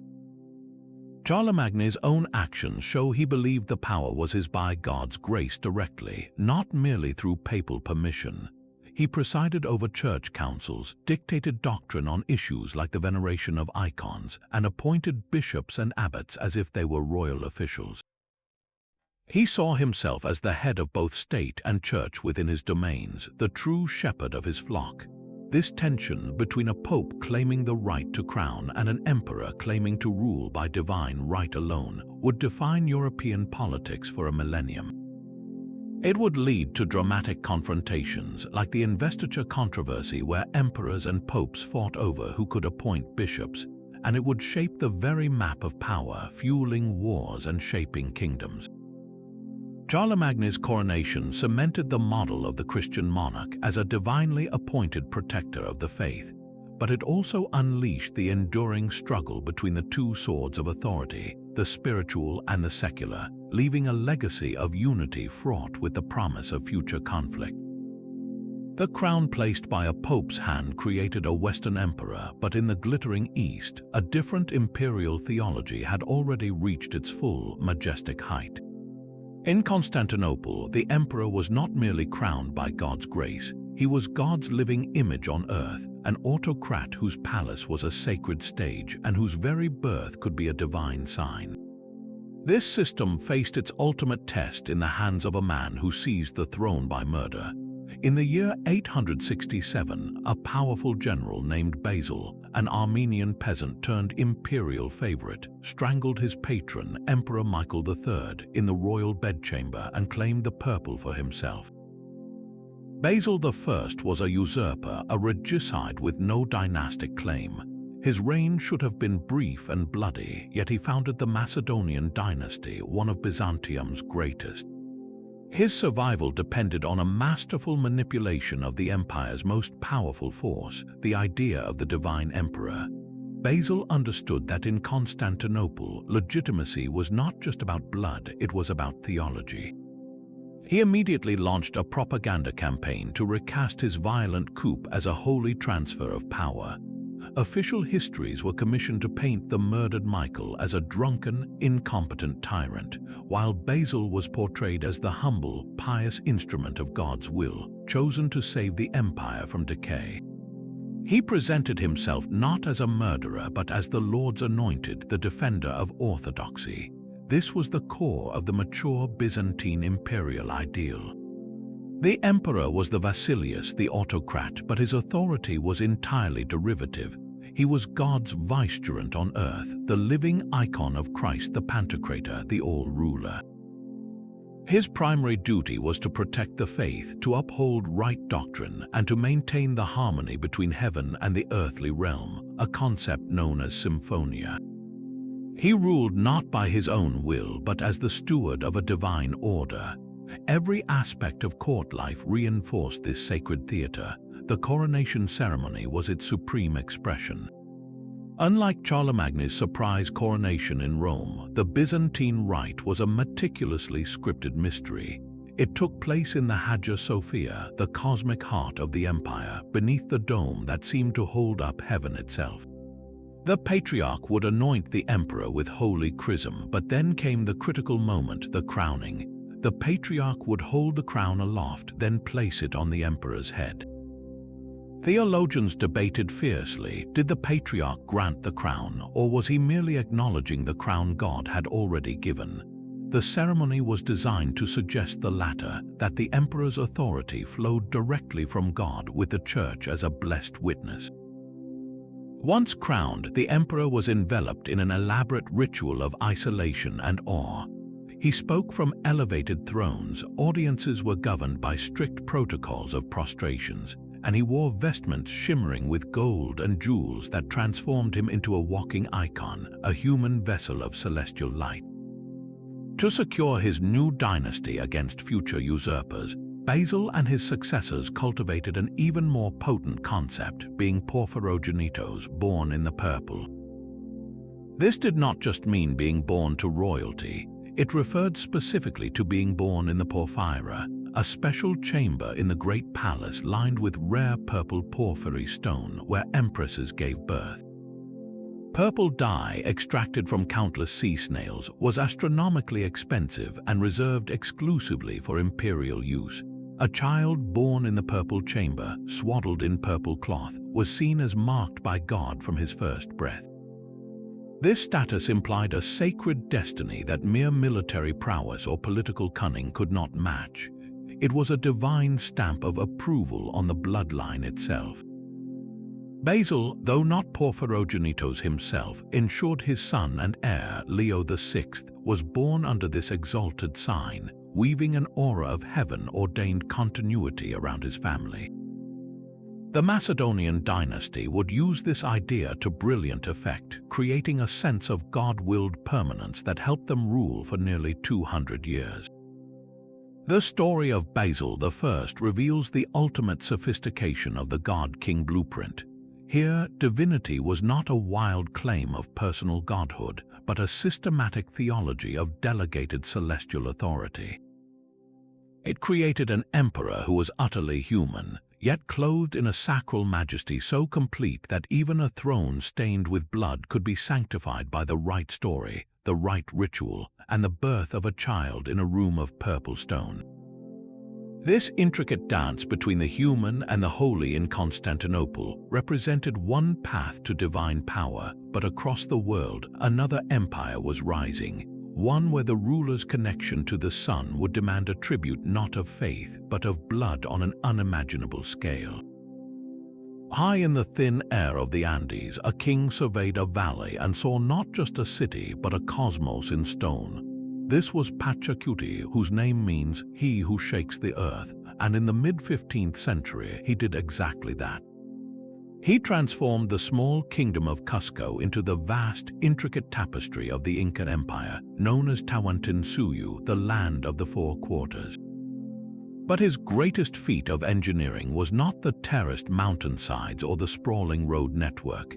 It was a spiritual architecture that made his rule as undeniable as the sunrise. He cemented the belief that the Sapa Inca, the emperor, was no mere mortal ruler. He was the Sapa Intip Churin, the direct descendant and living incarnation of Intai, the radiant sun god himself. This was not a vague metaphor, it was a literal biological fact for every Inca subject. Just as the sun gave life to the crops, the Sapa Inca, as Intai's son, was the sole source of life, order, and justice for the empire. His divine body was the sacred conduit through which the sun's power flowed to nourish and govern the world. This belief created a social order of perfect hierarchy, with the god-king at the apex, his family forming a sacred aristocracy, and everyone else in their divinely appointed place below.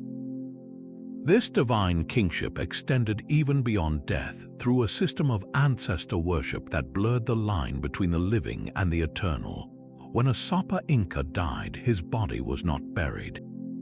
It was meticulously mummified, preserved with herbs and resins, and seated upon a golden throne within his palace compound. These royal mummies, called malquis, were considered still fully alive, retaining their kamak, their life force. They were consulted on important matters, brought out to sit beside the living emperor during great festivals, and even fed with maize beer and choice foods. Their former estates, lands, and servants continued to operate in their name, generating wealth that supported their eternal court and the panoply of rituals required for their care. This created a powerful, accumulating inertia of sacred authority. Each new Sapa Inca had to conquer new lands to build his own estate, because the property of all his divine ancestors was permanently locked away, untouchable. The empire was thus driven to constant expansion by a theology of eternity, where every god-king, past and present, demanded his own tribute. The physical and spiritual heart of this entire system was the Coricancha, the temple of the sun in Cusco. Pachacuti rebuilt this sanctuary into the most magnificent structure in the Americas, a testament to his divine lineage. Its walls, curved and seamless, were sheathed in heavy plates of solid gold. Inside, a life-sized garden of gold held replicas of corn, llamas, and butterflies, all shimmering in the light that entered through perfectly aligned portals. The main chamber housed a massive golden sun disk, positioned to catch the dawn rays and ignite the room with blinding radiance. Emanating from this central temple were chapels dedicated to other celestial bodies: the moon, stars, lightning, and the rainbow, all understood as members of the sun god's divine family. The Coricancha was more than a temple, it was the cosmological blueprint for the empire. Just as the sun was the center of the heavens, Cusco was the center of the world, and the Sapa Inca on his throne was the human axis around which all life revolved. The empire's vast road system, all 40,000 kilometers of it, was conceptually understood as radiating from this sacred point, tying every conquered province back to the luminous power of Intai and his living sun. Pachacuti's genius was to make geography itself an act of worship, binding a mountain-spanning empire together with the unbreakable chains of a divine monarchy. Here, the king did not just claim a connection to the sun, he built a world where that claim was the only reality, visible in every gleaming wall and every terraced field that fed his people. The divine sun of the Inca illuminated an empire of stone and order, but across a continent in the heart of a lake-bound city, another sun god demanded a more volatile sustenance. In the year 1519, the ruler of the Mexica, or Aztec, empire was a man shrouded in omens and dread. His name was Montezuma II, the Huitlatone, the Great Speaker. This title was profound. It meant he was not just a king, but the supreme voice of his people, the chief diplomat, the highest priest, and the ultimate warlord, all rolled into one sacred office. He lived in the glittering island capital of Tenochtitlan, a city of canals and towering pyramids that seemed to float on Lake Texcoco, a marvel that left the arriving Spanish conquistadors breathless. But Montezuma's power, for all its splendor, rested on a terrifying cosmological bargain. The Aztecs believed the universe was perpetually on the brink of collapse, saved only by the eternal struggle of the gods, particularly Huitzilopochtli, the fierce sun and war deity. The sun needed strength to rise each day and battle the forces of darkness, and that strength came from a sacred life force found only in human blood. As the Huitlatone, Montezuma was not merely Huitzilopochtli's representative, he was the god's living vessel on earth, the human anchor of the cosmic order. His most sacred duty was to feed the sun, to wage wars not just for territory but for prisoners, and to preside over the rituals that transformed those captives into sacred offerings on the steps of the great temple. This was the Flowery War, a state of perpetual ceremonial conflict with neighboring kingdoms designed to harvest captives for sacrifice. Every victory, every ritual was proof that Montezuma was fulfilling his divine contract, keeping the sun alive, the rains falling, and the world from ending. The pressure on this one man was astronomical. His every action was a prayer, his every failure a potential apocalypse. This is the crucial lens through which we must view his infamous encounter with the Spanish. When reports first reached Tenochtitlan of strange, bearded men arriving on the coast in floating towers, riding unknown beasts and wielding weapons of thunder, Montezuma did not see mere invaders. He and his priests scoured their ancient codices and saw a potential cosmic event. Their legends spoke of the feathered serpent god Quetzalcoatl, who had long ago departed eastward across the sea, promising to return one day to reclaim his kingdom. The Spanish arrival, in the very year prophesied for such a return, wearing what looked like metal scales, seemed to fit the omen perfectly. Was this Quetzalcoatl or his emissary? For Montezuma, the divine ruler, this was not a simple military threat, it was a theological earthquake. If these were gods, to attack them was sacrilege that could unravel the universe. If they were men, to welcome them without divine sanction was equally perilous. Paralyzed by this cosmic uncertainty, he made a series of fateful decisions. He sent lavish gifts of gold to the newcomers, perhaps to test them or appease them, but which only inflamed their greed. He invited their leader, Hernan Cortés, into the heart of Tenochtitlan, a move of breathtaking political risk. And when Cortés, sensing weakness, boldly took Montezuma hostage in his own palace, the Huitlatone's divine authority began to crumble. He tried to placate the Spanish, even appearing on his palace balcony to plead for calm as his people grew restless under the foreign occupation. To the Aztec populace, this was incomprehensible. Their god-king, the nourisher of the sun, was now a puppet cooperating with the very beings who desecrated their temples. The sacred contract was broken. In the ensuing uprising, Montezuma was struck by a stone thrown by his own people. He died shortly after, whether from the wound or at Spanish hands is unclear. His death was more than the loss of a leader, it was the shattering of the cosmic axis.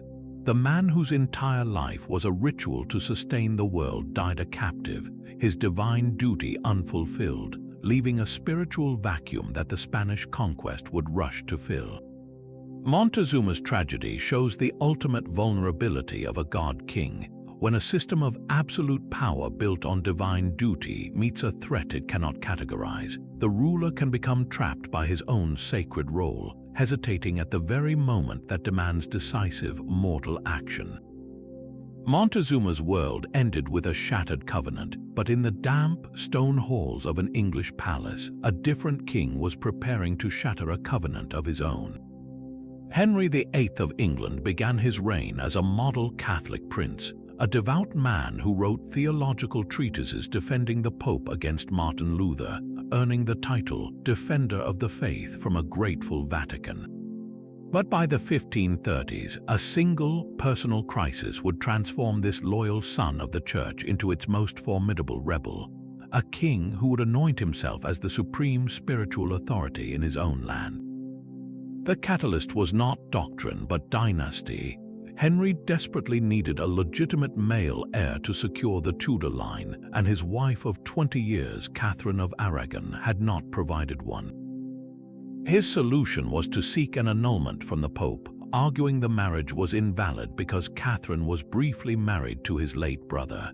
It was a messy, politically charged request, but not an impossible one.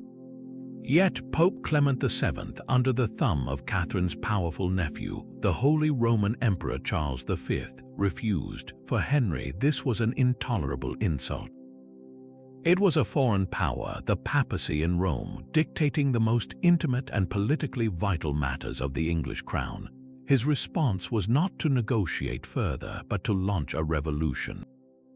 Through a series of ruthless parliamentary acts between 1532 and 1534, Henry systematically severed England's ties to Rome. The Act in Restraint of Appeals declared England an empire whose king owed allegiance to no foreign princes, meaning the Pope, and that all spiritual and legal cases were to be settled within the kingdom. This set the stage for the monumental Act of Supremacy in 1534. Its language was breathtakingly direct. It stated that the king, his heirs and successors, should be accepted as the only supreme head on earth of the Church of England, with full power to oversee all spiritual matters, reform errors, and suppress heresies. With a stroke of a pen, Henry did not just reject the Pope's authority, he absorbed it. He claimed for himself the very spiritual jurisdiction that for 1,000 years had been the exclusive domain of the Bishop of Rome. This was a theological power grab of staggering ambition. Henry was not declaring himself a prophet or a new Messiah.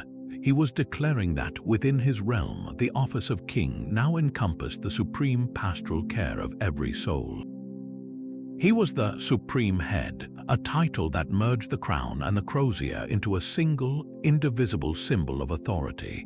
To enforce this new reality, he demanded an oath. Every official, from the lowest justice of the peace to the highest lord, was required to swear allegiance to the Act of Supremacy and to repudiate any foreign authority, meaning the Pope. Refusal was treason. The most famous martyr to this oath was Sir Thomas More, Henry's former friend and Lord Chancellor, a man of profound conscience who could not in good faith deny the Pope's spiritual headship. For his silence, he was executed. More's death sent a chilling message. The king's spiritual authority was now a matter of state loyalty, enforced by the Acts. Henry's new church was in doctrine not very Protestant. He kept the Latin Mass, clerical celibacy, and most traditional rituals. The break was not about theology but about jurisdiction. It was about locating the source of divine sanction for royal power entirely within the nation, answerable to no external power. By making himself the head of the church, Henry created a new form of divinely sanctioned absolutism. His will became God's will for England in a more direct, administrative way than ever before. He could now command the clergy, seize the vast wealth of the monasteries under the guise of reform, and dictate the religious conscience of his subjects as a matter of law. This was not the impersonal divine right of a Byzantine emperor, nor the cosmic duty of an Aztec Tlatoni. It was a deeply personal, state-enforced supremacy where the king's marital desires and political needs were seamlessly woven into the fabric of national salvation.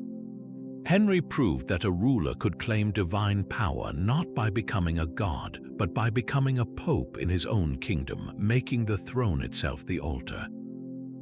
Henry's claim to be head of his own church was a declaration of national divinity, but in the vast halls of the Forbidden City, a ruler was perfecting an ancient formula where divinity was earned through tireless, virtuous labor. The Kangxi emperor, born Azan Jioro Xuanai, ascended the dragon throne at the age of 7 and would hold it for 61 years, becoming the longest reigning emperor in Chinese history. His rule was not sustained by divine birth in a purple chamber, but by a daily, grinding dedication to an idea far older than his own Manchu people, the Confucian mandate of heaven. By the 17th century, this concept had evolved into a sophisticated political theology. Heaven did not grant its mandate based on bloodline alone, but on demonstrable virtue and administrative competence.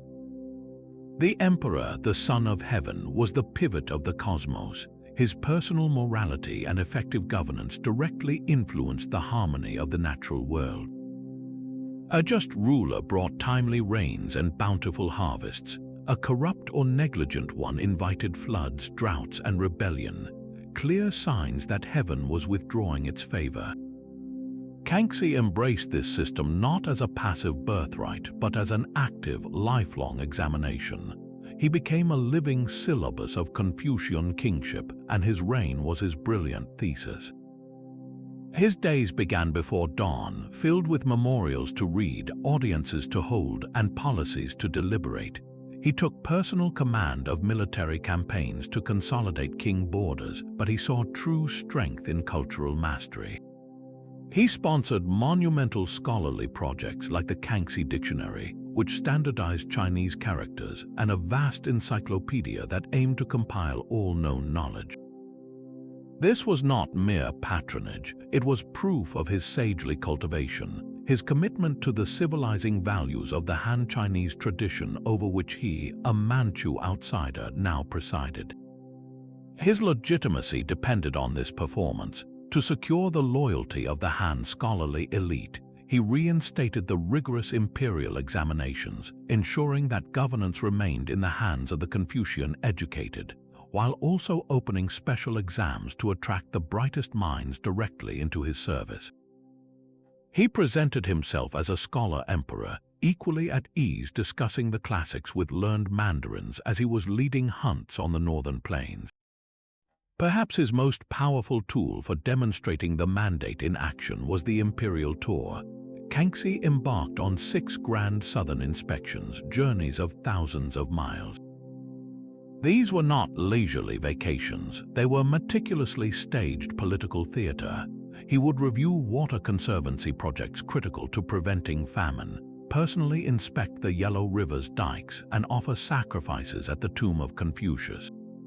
He met with local officials and commoners, projecting an image of an accessible, diligent, and benevolent ruler deeply concerned with the welfare of his subjects.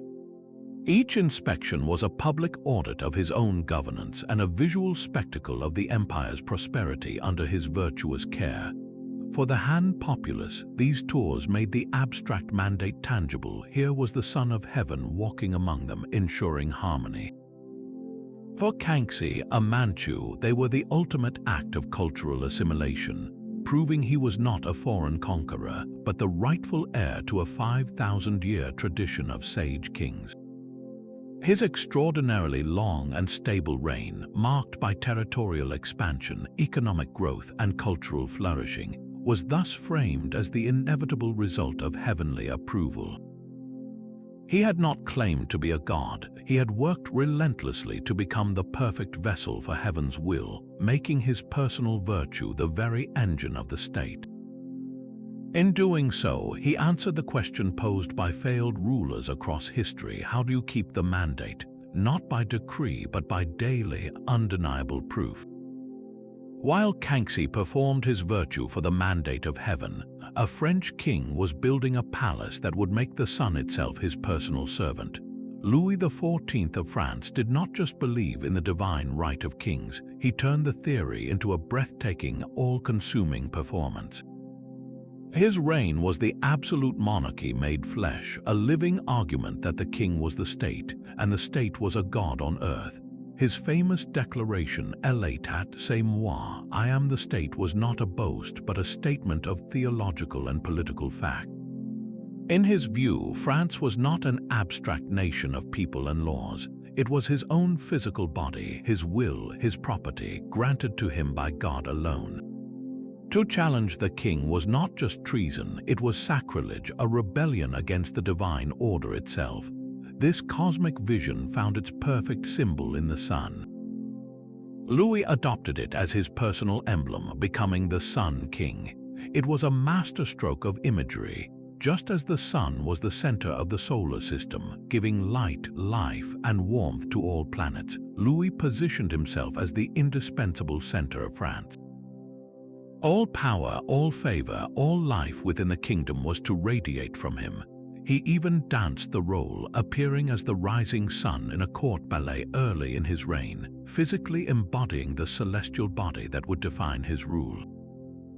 But a symbol needs a stage, and for that he built Versailles. The Palace of Versailles was not merely a royal residence, it was a machine for manufacturing awe and enforcing obedience. Louis moved his court from the politically restless Paris to this former hunting lodge, transforming it into a sprawling gilded cage for the French nobility. Here he invented a daily ritual so intricate, so suffocating, that it consumed the entire lives of his most powerful subjects. The entire day revolved around the king's body, most famously in the ceremonies of the lever and the coucher, the royal rising and the royal going to bed. These were not private moments, they were public sacraments of state. At the appointed hour, a strictly ranked procession of courtiers would be admitted to the royal bedchamber. The highest prince might have the honor of handing the king his shirt, while a favored duke could present the day's wig. Every gesture, every item of clothing was a potential reward or a devastating snub. To be granted the right to hold the candlestick during the coucher was a mark of high favor, a piece of political currency more valuable than land. By forcing the proud, ancient aristocracy to compete for these trivial personal services, Louis accomplished something brilliant. He drained them of their independent power. Instead of governing their distant estates and potentially plotting rebellion, they were trapped at Versailles, spending their fortunes on lavish costumes and apartments just to stay in the game. Their entire existence focused on winning a smile from the sun. The palace became a political solar system, with every duke and count locked in a perpetual orbit around the radiant, untouchable king. This theatrical absolutism required a solid theological foundation, and Louis found his chief architect in Bishop Jacques-Bénin Bossuet. Bossuet was the era's most formidable preacher and theologian, and he provided the intellectual muscle for the divine right. In his work Politics, drawn from the very words of Holy Scripture, he argued that royal power was paternal, absolute, and subject to reason, but only God's reason. Kings, he wrote, are sacred, anointed by God. They are his lieutenants on earth, and through them God exercises his empire. Therefore, the person of the king is holy, and to attack him is to attack God himself. Crucially, Bossuet argued this power was accountable to no earthly power, not to parliaments, not to the people, only to God. Rebellion was always a crime, and even a tyrant was a scourge sent by God that the people must endure. This doctrine gave Louis's grandeur a holy sanction, turning his personal whims into divine decrees. The Sun King's light was, according to his most eloquent defender, quite literally the light of heaven shining upon France. His wars, his taxes, his very extravagance could be framed as part of a celestial plan. This fusion of unchecked political power with unimpeachable religious authority created a model of kingship that was both magnificent and terrifying. A human sun whose warmth could nurture, but whose fire could also burn everything in its path to ash. The Sun King's light was the will of God made manifest in France, but in the highlands of Africa, a different lion was awakening, one whose roar would be heard not in palaces but in the hills of Jamaica. In 1930, a prince named Tafari Makonnen was crowned Emperor of Ethiopia, taking the name Haile Selassie I, which means power of the Trinity. His traditional titles were a litany of ancient grandeur: King of Kings, Lord of Lords, Conquering Lion of the tribe of Judah, Elect of God. To the Western world, he was a modernizing monarch, a statesman who brought Ethiopia into the League of Nations. But across the Atlantic, among the descendants of enslaved Africans in the Caribbean, these titles ignited a spiritual firestorm. For a movement taking shape in the slums of Kingston, Jamaica, Haile Selassie was not just a king. He was the living Messiah, the returned Christ, the incarnation of God himself, whom they called Jah.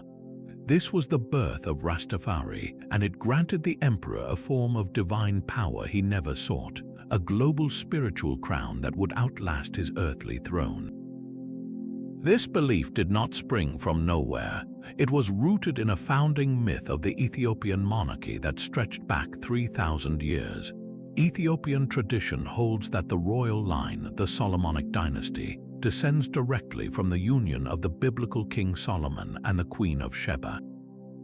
Their son, Menelik I, is said to have brought the Ark of the Covenant from Jerusalem to Ethiopia, where it is believed to reside to this day in a chapel in Axum. This gave Ethiopia's Christian rulers an unparalleled sacred pedigree. They were not just kings, they were the direct bloodline heirs of the house of David, the tribe of Judah. The Lion of Judah was their symbol, and their emperors were seen as God's anointed rulers on earth, protectors of the one true Ark. When Haile Selassie was crowned with those ancient titles, he was stepping into this stream of sacred history, a living link to Solomon and David. For Rastafarians, interpreting the world through the lens of biblical prophecy and the pain of the African diaspora, this was the final piece of the puzzle. They saw in Haile Selassie the fulfillment of specific prophecies. His pre-coronation name, Rastafari, gave the movement its name. His titles, especially Conquering Lion of the tribe of Judah, echoed the Book of Revelation's description of Christ. When he was crowned, a famous photograph circulated showing a beam of light seeming to shine directly on him, which many took as divine anointing. Most powerfully, his resistance to Italian fascist invasion in the 1930s cast him as a black king, defiantly opposing the modern Babylon of colonial Europe.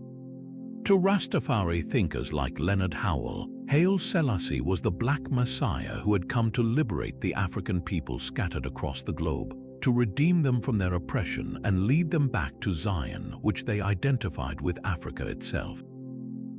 He was Jah Rastafari, the living God. The emperor's own relationship to this fervent belief was one of profound ambiguity. He was a devout Ethiopian Orthodox Christian, deeply devoted to the traditional church. He never publicly endorsed the Rastafari faith or claimed to be divine. In fact, during a historic visit to Jamaica in 1966, he seemed to gently deflect the adoration.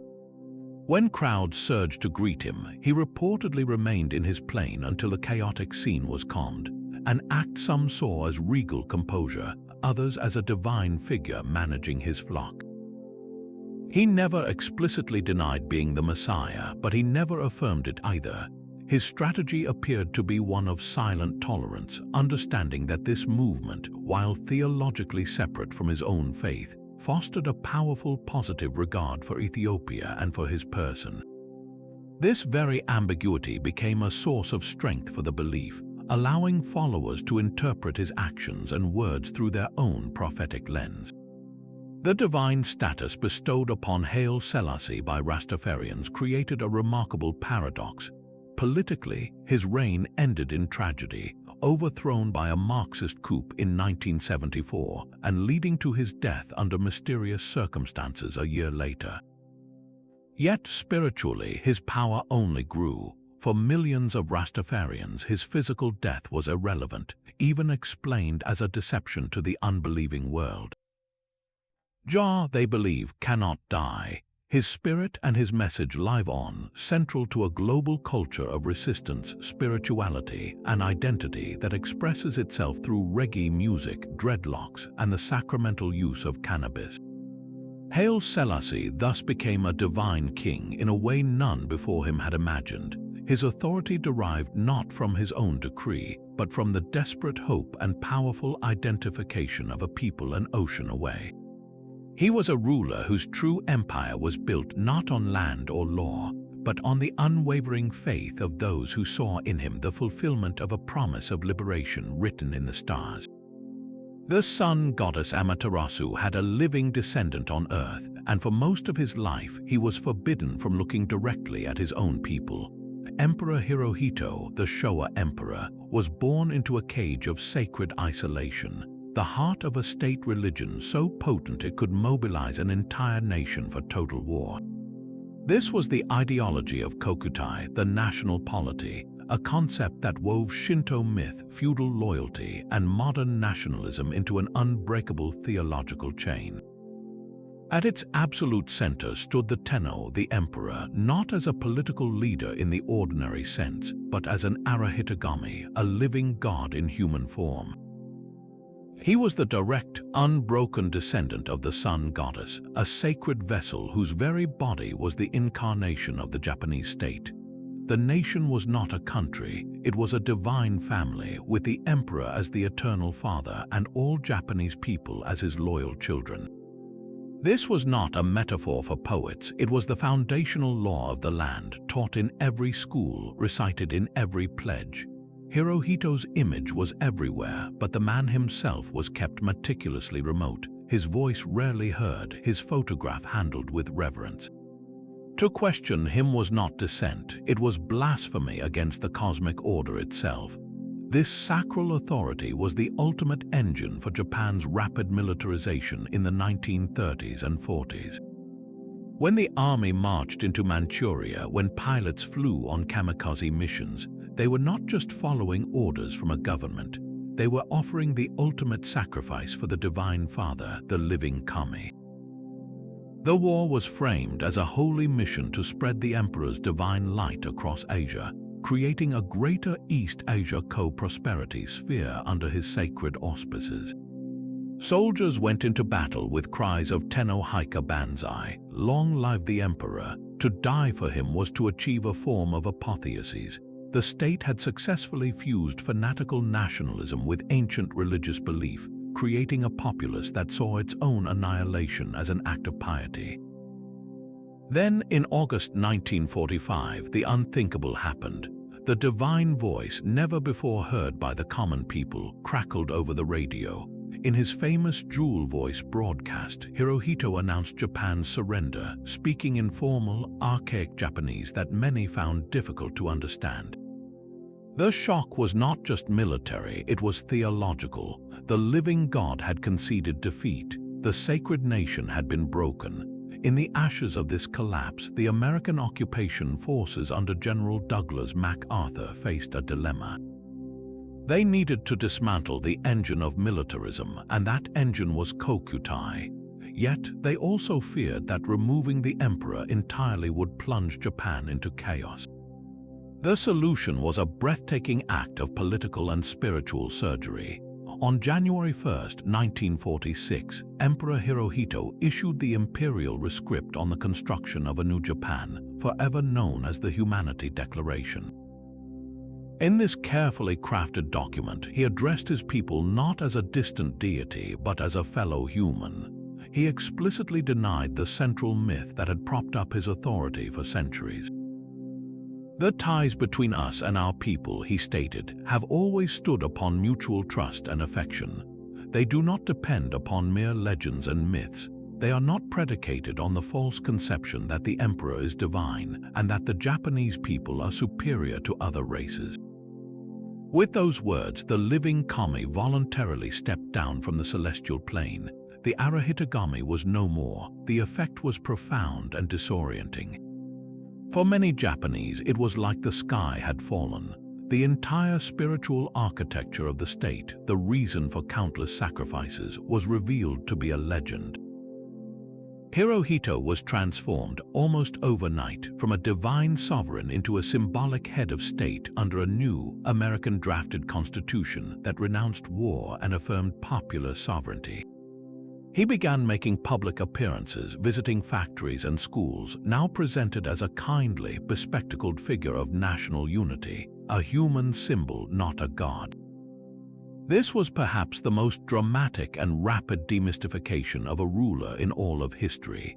A claim to divine power that had structured a civilization for over 1,000 years was formally renounced in a single page of text under the shadow of foreign tanks.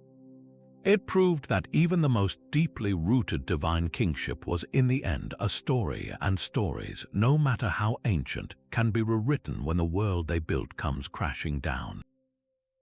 The emperor's voice on the radio shattered one kind of divinity, but the 20th century proved the human hunger for a god-king could not be so easily extinguished.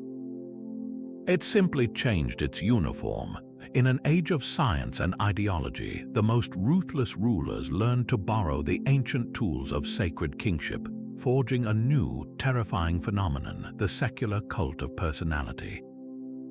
These modern dictators never called themselves gods, at least not officially, yet they constructed public images of such overwhelming, superhuman perfection that the line between political leader and divine being blurred into a weapon of state control. This was divine kingship stripped of its theological vocabulary, but not its psychological power. It was a calculated effort to command not just obedience but worship, using the full machinery of the modern state to manufacture a deity for the masses. Perhaps no figure embodied this cold, industrial-scale deification more than Joseph Stalin. In the Soviet Union, a state founded on atheistic materialism, Stalin's image became more omnipresent than any icon in a Tsarist cathedral. His portrait stared down from every office, school, and factory wall. His statue, colossal and stern, dominated town squares. Newspapers and films did not report on his policies, they hymned his genius. He was the father of nations, the great helmsman, the Coryphaeus of science, titles that attributed to him a boundless, almost mystical wisdom. Propaganda depicted him as personally involved in every success, from the harvest to a new tractor design, while failures were always the fault of saboteurs and enemies. The cult portrayed him not as a fallible man, but as the indispensable mind and will of the historical process itself, an infallible force of nature. Children learned poems praising his kindness, and citizens lived in genuine fear that a misplaced criticism might be heard by the all-seeing, all-knowing leader. This was not spirituality, it was a political religion with Stalin as its living, demanding god. This model found its most extreme and enduring form not in Europe but in East Asia. In North Korea, the cult of personality evolved into a full-blown, hereditary divine monarchy for the modern age.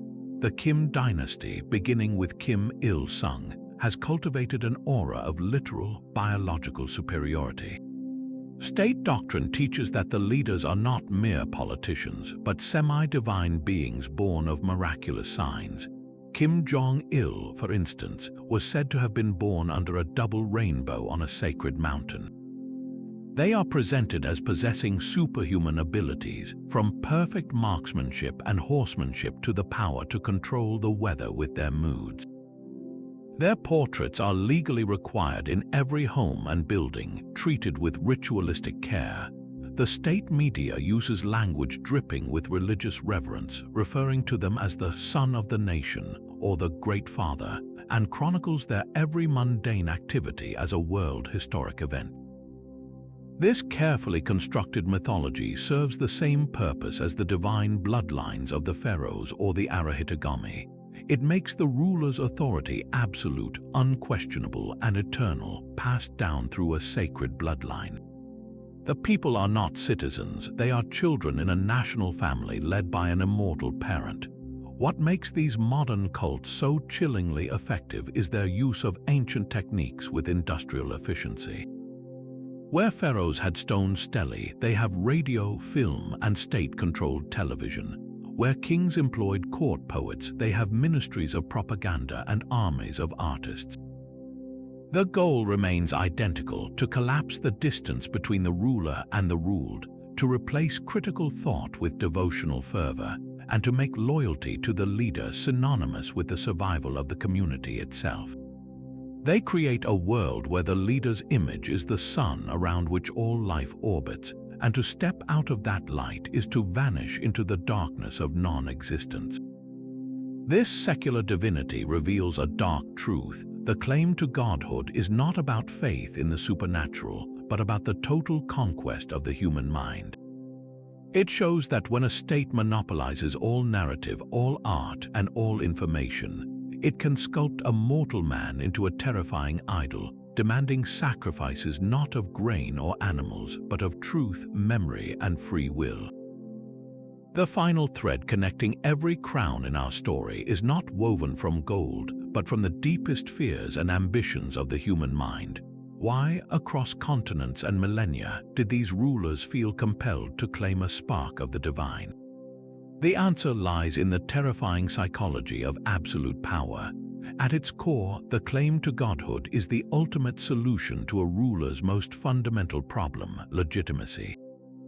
Anyone can seize a throne with an army, but how do you make your rule feel inevitable, natural, and eternal? By anchoring it not in human law, but in cosmic law. A pharaoh is Horus, an Inca is the son of the sun, a Byzantine emperor is Christ's viceroy. This transforms obedience from a political choice into a religious duty, and rebellion from treason into blasphemy. It answers the question of why you, with the most unassailable answer possible, because the universe itself demands it. Beyond securing a throne in the present, the divine claim is a desperate grapple with the future, a battle against mortality itself. Every ruler knows their physical body will fail, but a god-king builds a second, immortal body from myth, stone, and ritual. Ramesses II ensured priests made daily offerings to his statues as if to a god, bureaucratizing his own eternal worship. Qin Shi Huang quested for a literal elixir of life and built a terracotta army to serve him in the afterlife. The Maya Lord Pakal orchestrated his entire tomb as a machine for apotheoses, complete with a spirit tube for his soul to ascend. These were not just preparations for death, they were declarations that the ruler's essential self, his power and identity, would transcend the decay of flesh. Divinity was the ultimate insurance policy for an immortal legacy. On a practical, day-to-day level, wrapping power in a sacred cloak made governing infinitely easier. How do you justify raising taxes to build a monument? The pharaoh needs a pyramid not for vanity, but as a divine staircase to join the gods and maintain cosmic order. How do you mobilize an entire population for a costly war? You are not expanding borders for resources, you are executing the will of Ammon, or feeding the sun god Huitzilopochtli with captive hearts. How do you enforce a rigid social hierarchy where peasants labor for an elite? That hierarchy is not man-made oppression, it is a reflection of the celestial order with the god-king at the pinnacle where he belongs. Divine authority turns exploitation into piety and suffering into sacred service. Yet this potent tool was dangerously double-edged. When woven carefully into the existing cultural fabric, it could create astonishing stability. The Egyptian concept of the pharaoh as Horus provided 3,000 years of continuous ideological foundation. The Chinese mandate of heaven, while conditional, created a framework for orderly dynastic transition that lasted for millennia. These were successful operating systems for civilization, but when the claim became unmoored from reality or resided in a fragile mind, it led to catastrophe. Caligula's demand to be worshipped as a living god in Rome shattered the delicate Augustan compromise and revealed the madness of unchecked autocracy. Akhenaten's radical monotheism tore the social and economic fabric of Egypt apart because it was too extreme, too sudden, a divine claim that ignored the needs of the people it was meant to control. The most successful divine rulers were not necessarily the most devout. They were the most brilliant marketers, understanding that their godhood had to serve the state, not just their ego. So we are left with a haunting, final question that echoes from the mud-brick temples of ancient Sumer to the marble halls of Versailles. Is the hunger for divine validation an inherent, unavoidable part of holding absolute power? Does the sheer weight of ultimate responsibility, the isolation at the peak, inevitably push a ruler to seek a justification greater than themselves? To look out over a kingdom of millions and whisper, "I am not just your king, I am your destiny, I am your link to the eternal, I am the answer to every prayer." Perhaps in the silent chambers of palaces throughout time, every ruler who dared to claim divinity was answering the same terrified human whisper from within, a whisper that asked, "How can I possibly be enough?" Their answer was to stop being human altogether. These claims of divinity were not just personal vanity, they were the very blueprints for civilization as we know it. By placing a single, sacred individual at the absolute center of society, these rulers set in motion forces that would build our world, both its grandest monuments and its most enduring conflicts. The most visible legacy is written in stone, reaching for the heavens. The pyramids of Giza are not merely tombs, they are colossal machines for a pharaoh's cosmic ascension, mountains of labor organized by a state that saw its ruler as a god. The ziggurats of Mesopotamia were stairways for the gods to descend to earth, with the king waiting at the summit as their primary point of contact. The Parthenon, while not built for a living god-king, was a temple to Athena, the patron goddess of a city whose political identity was inseparable from her divine favor. From the Temple of the Sun at Cusco to the Forbidden City in Beijing, which housed the Son of Heaven, the most ambitious architectural projects in history were often direct expressions of a ruler's divine mandate, focusing the wealth and labor of entire societies toward a single, sacred point of power. This divine authority also flowed into the very laws that govern daily life. When a king is a god, his word is not just policy, it is divine law. The Code of Hammurabi, one of the oldest legal codes, is explicitly presented as a gift from the sun god Shamash to the king, making its decrees an extension of celestial will. To break such a law was not merely a crime against the state, but a sin against the cosmic order. This fusion created a powerful tool for social control and stability, but it also placed the law beyond human critique or reform, cementing hierarchies and punishments as eternally valid. It established the template for theocracies and for the concept of rule by divine right that would justify monarchies for millennia, framing the social order as a sacred, unchangeable design. Perhaps the most profound impact was on religion itself. The divine king often served as the chief priest, the essential intermediary between the people and the pantheon. This role did not just elevate the ruler, it fundamentally structured organized religion. It created state-sponsored priesthoods, standardized rituals, and monumental temple complexes that required vast bureaucracies to manage. The relationship between church and state was not a separation, it was a complete fusion with the god-king as the living link. This model empowered the rise of state religions, from the cult of Ammon in Egypt to the imperial cult of Rome, where loyalty to the empire was expressed through worship of the emperor's spirit. The rulers claimed to divinity professionalized faith, turning it into an arm of governance. Yet, the rejection of this model proved equally world-shaping. In ancient Greece, the idea of a citizen ruler who was mortal and accountable to other citizens gave birth to democracy. In Israel, the concept of a covenant between a transcendent God and the people created a law that stood above any king, who was himself subject to prophetic critique. Republican Rome built its identity on the expulsion of its last king, fostering a deep cultural suspicion of any leader who smelled of royal or divine pretension. These counter-models, which placed ultimate authority in laws, gods, or the people rather than in a sacred individual, became the foundational stones of Western political thought. They established the revolutionary idea that power could be separate from the person who wielded it, that it could be a temporary office rather than a divine possession. This tension between the god-king who is the state and the citizen who serves the state has been the central drama of political history for 3,000 years.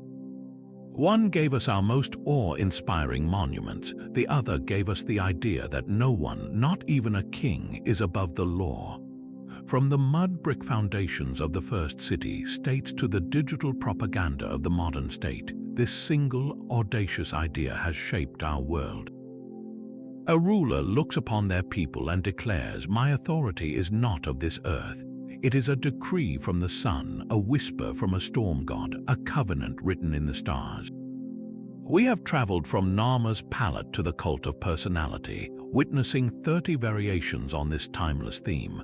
The claim to divine power is not ancient history. It is humanity's most enduring political blueprint, a tool wielded by pharaohs and presidents alike to forge unity, command obedience, and etch their names into eternity. It reveals a profound truth about power itself, that its most secure foundation is often built not on fear or law, but on faith. When people believe their leader is touched by the divine, criticism becomes heresy and duty becomes worship. This journey shows us the breathtaking creativity of that claim, from the intricate bloodletting rituals of a Maya lord to the bureaucratic deification of a Roman emperor, from the conditional mandate of heaven to the absolute decree of a sun king. Yet every story also carries a warning, written in the ruins of failed revolutions and toppled statues. The same claim that can unify a civilization under a glorious vision can also isolate a ruler in a bubble of their own infallibility, leading to the paranoia of a Herod or the catastrophic miscalculation of a Montezuma. It speaks to a dual longing deep within the human condition, our collective desire for order and meaning, often projected onto a single, powerful figure, and the individual ruler's terrifying hunger to transcend mortality, to become more than just a person. The danger arrives when the performance of divinity erases the memory of humanity, when the ruler starts to believe their own sacred propaganda. That is the moment the bridge between heaven and earth begins to crack. So as you look at the world today, listen for the echoes. They may not speak of sun gods or living ancestors, but listen for the language of infallibility, of destiny, of a leader presented as the sole source of a nation's life and identity.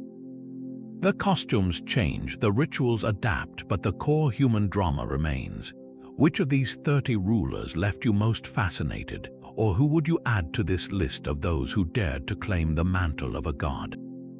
Let the conversation continue in the comments below, and if you want to join more deep dives into the mysteries that shaped our past, be sure to subscribe.